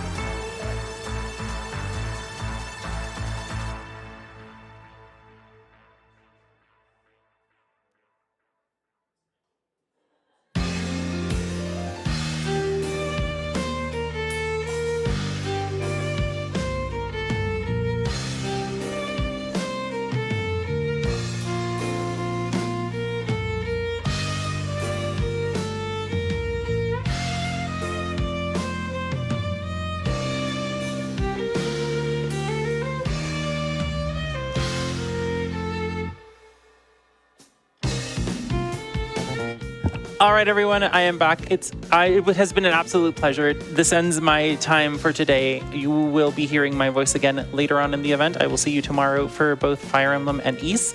But in the meantime, I have good news. I'm going to leave you in very, very capable hands with CC as your host going forward. But we do have a special segment coming up. So without further ado, let's hand this over to our fantastic content team. Hello, everyone, and welcome to the Wednesday save point of RPG Limit Break. My name is Dennis Razor, and my co-designers are Sel. Hello. And Kiara. Hello. And what we're going to be doing today is we're going to be designing an RPG that has never been designed before based on a random topic chosen by a fantastic wheel, which you're going to be seeing soon, as well as an RPG type that you're going to be choosing on the Twitch poll. So you got 5 minutes. You might want to look at that and pick a good one. So without further ado, Kiara. Yeah, well, I'll go ahead and bring in our lovely presenter here to spin the wheel. What is our topic? Give it a good spin there. No whammies. No whammies. What is it? Laundry. Okay. Wait, that wasn't random. Okay, whatever. All right, well, I've got a description here. If you're curious what laundry is, that is the washing and drying of clothes and other textiles. So we're going to throw it over to the prize team really quick to kick things off while we discuss internally. Don't forget to go vote into the poll. But yeah, let's see what some awesome prizes we have.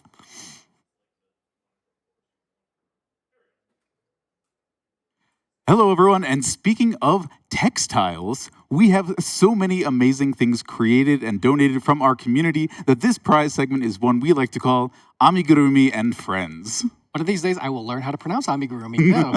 My name is Atitri, and I'm here with Lady Ariana to show you some of the fantastic things, many of which are closing at the end of this segment. So while you vote in our Twitch poll, don't forget also to go over to rpglimitbreak.com and use the prizes button at the top to see all of these prizes and more, and make your donations if you are interested in being entered to win these amazing prizes.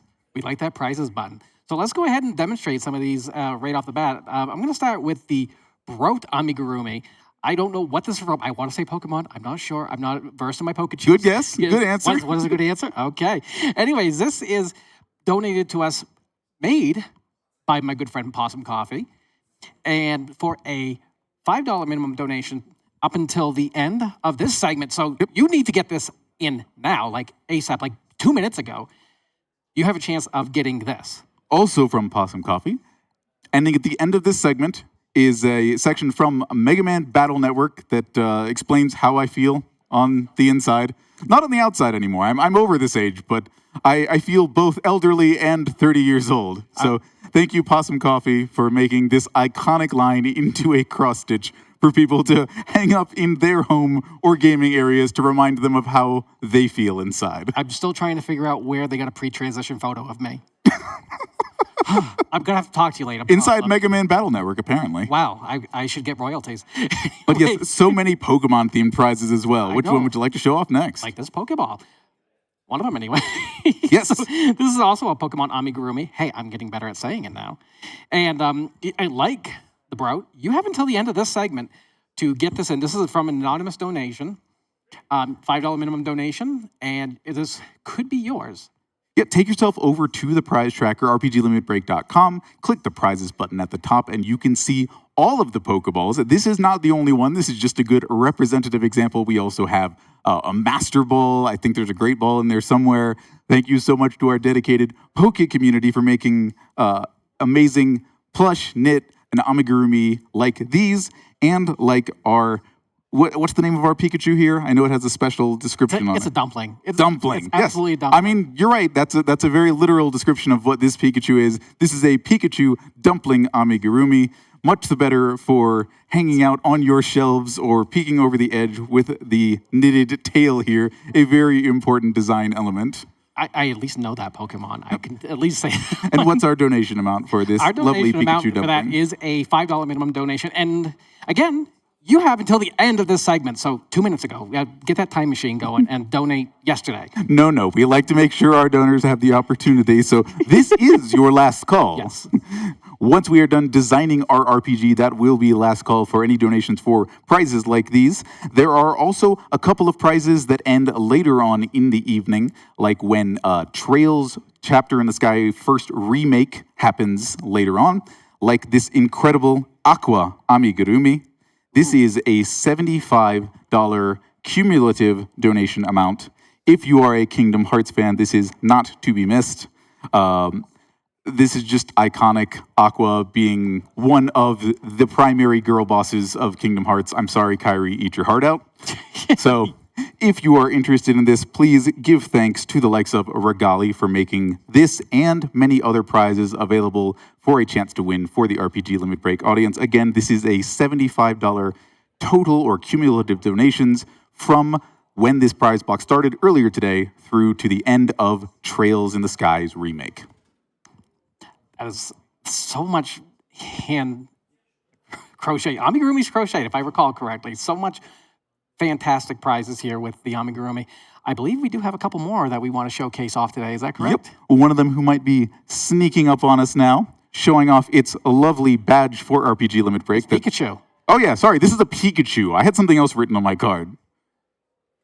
I think it's Mimikyu. Again, I don't know. I'm not very well versed in my Pokechus. This definitely Pikachu plush is a $10 minimum donation from the person I'm making eye contact with behind the camera right now. This is from PX Makaya. So thank you so much for making this available as one of our wonderful Poke prizes that you can go to rpglimitbreak.com now and donate for a chance to win. And we also have one that's, I think, both in scale in the games and in real life, a little bit bigger than this. Do you want to tell us about that prize? Well, I have to reach it, but I'm short again. Every time I reach for this. Come on, you got this. Oh my God. Snuggle up. Yay. Yay. It's the Umbreon. Yes. We like Umbreon. The life-size Umbreon plush donated by our own Heroic Spirit Gamer. That is a $125 cumulative donation from now through the end of Trails remake. It's so cuddly. I love that. It is, I am told, incredibly cuddly. But then so is Mimikyu. So yes, pick a pal, pick a Pokeball, and make your way over to rpglimitbreak.com. Click the prizes button at the top to see what these pictures and many more things that you could be entered to win with your donations. Thanks so much for your time. I hope you had a good chance to vote in the poll in Twitch chat. We're going to take it back on over to the team to design that RPG. Hello, everyone, again. Hope you enjoyed those prizes. Do we have the results of the Twitch poll? Yeah, we do need to know the genre, but we've been cooking on the concept Got of some laundry good ideas. for sure. Got some good ideas already. We just need to know what that genre is going to be. All right, while we're sitting by, so again, we know the theme is going to be laundry. Mm-hmm. And initially, what I was thinking about this is, regardless of what genre we end up going through, I thought of the idea of a soil meter for your equipment instead of like durability, right? Mm-hmm. So like certain tasks that you do, certain actions that you do, are going to soil your clothes a different amount, right? Sure. So like a big action that would have a lot of attack power is going to maybe have 30% on the soil meter, right? Ooh, okay. And then when you get to 0, your clothes are too dirty, in this universe, and that's bad. So you can't possibly do anything more. You can't be seen with super sweaty clothes. So you got to go for a wash for a turn before you can go back into battle. So we're carrying a little bit of cool down. So we're carrying on ourselves Tide or whatever else just to dump on ourselves so we get clean, or Hey, listen, we're doing this on the fly.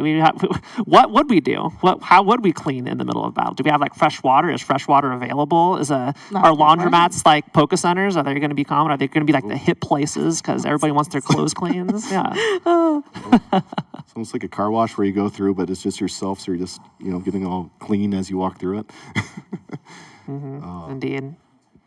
Yeah, I think otherwise, I like that part too, and I know we were discussing a little bit of the party members too, in terms of the people part of the story. Mm-hmm, absolutely.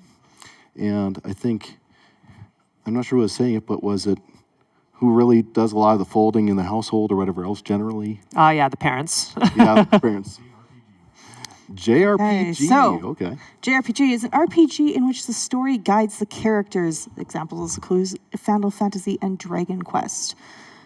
It's very story driven. So we're gonna have to come up with a heck of a plot for this one. I like. We talked about maybe a post-apocalyptic setting where maybe it's a little harder to keep things clean. Maybe our materials aren't as durable. That feels like a great start for a story. Yeah, so I really like, the combat system being built around the soil system. I think that would work. The soil system so that being like the primary JRPG combat mechanic, you don't have, so I'll kind of like limit you and, allow for some interesting things.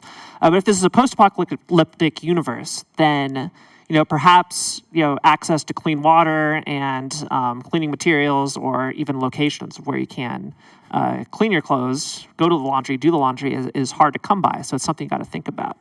And one big thing I was thinking about this is because, usually you're opening up chests, you're in a dungeon, you're going to go the right way, and then you're going to go the wrong way because you want to go find the chest that's at the end, right? But what if, because cleanliness is so important here, that the simple action of opening up a chest that's been out there, it's going to dirty your hands, right? So now, unless you have access to clean water to wash your hands off, like any other actions, like opening up your inventory or doing things, is going to cause soil damage to your equipment. So that's going to be well, do I take the risk of opening that chest instead of it just being a free thing to do in your RPGs? There's a cost associated with opening up that chest in the dungeon. Oh, I could even see, with all of the post-apocalyptic finding materials around just to protect yourself from weather, things too, like an umbrella. Otherwise, you kind of step into the mud, it gets on you, or you're more susceptible to being soiled because of the water on you.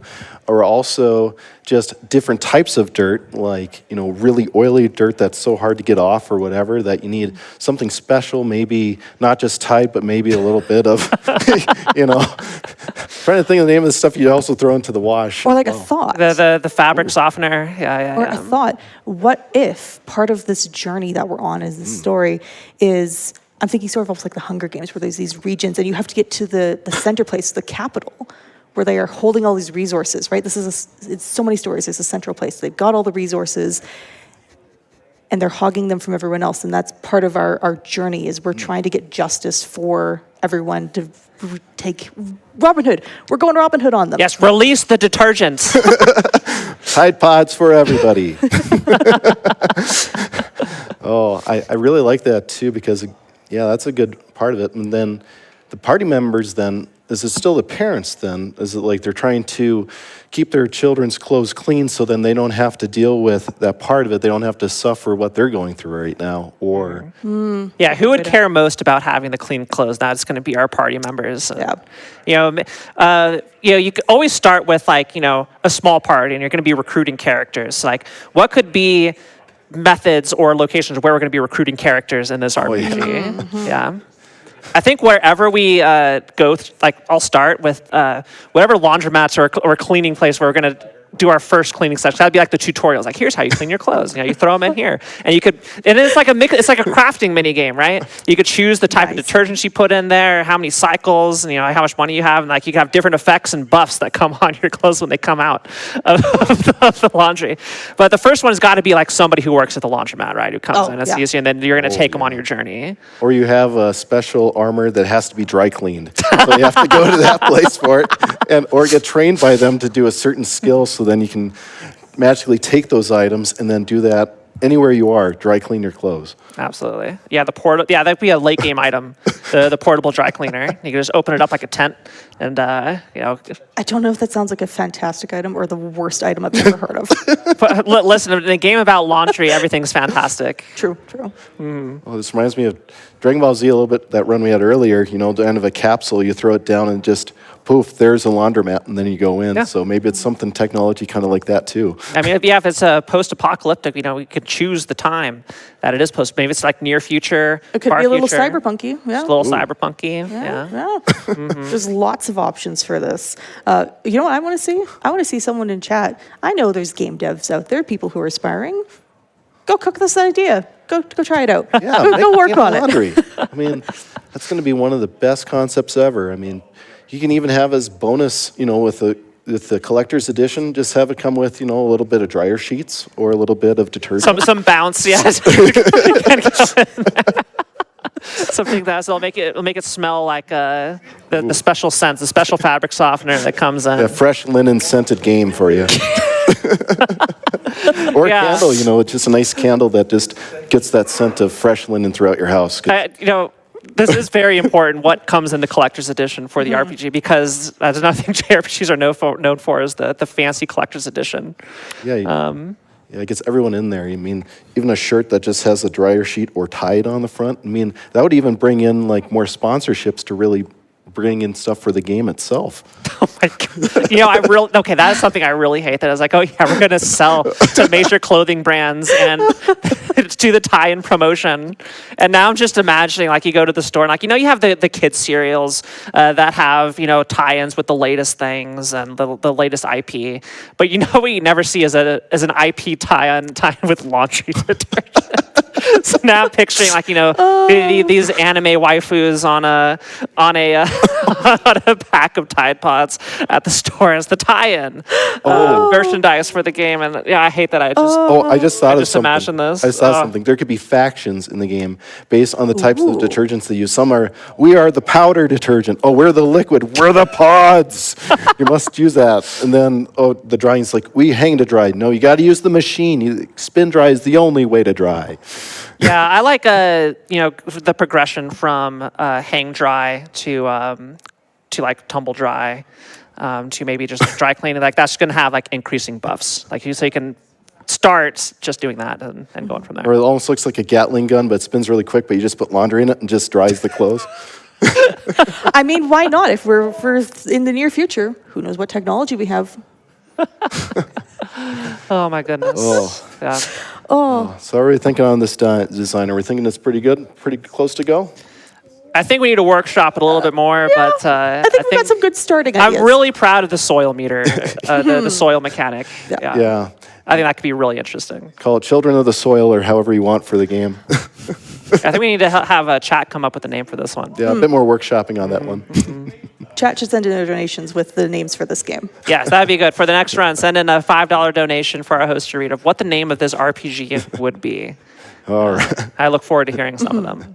Well, I guess we'll kind of wrap things up here. Thank you all so much for this. I'm hoping this inspires all of you to come up with your own fun ideas, because it doesn't matter what the topic is for a game, you can always use your creativity and make something wonderful. So humans, we can all do some amazing things. So you do your stuff and it'll be great. Thank you all so much for joining us. Hope you enjoy the rest of RPG Limit Break. Thank you so much.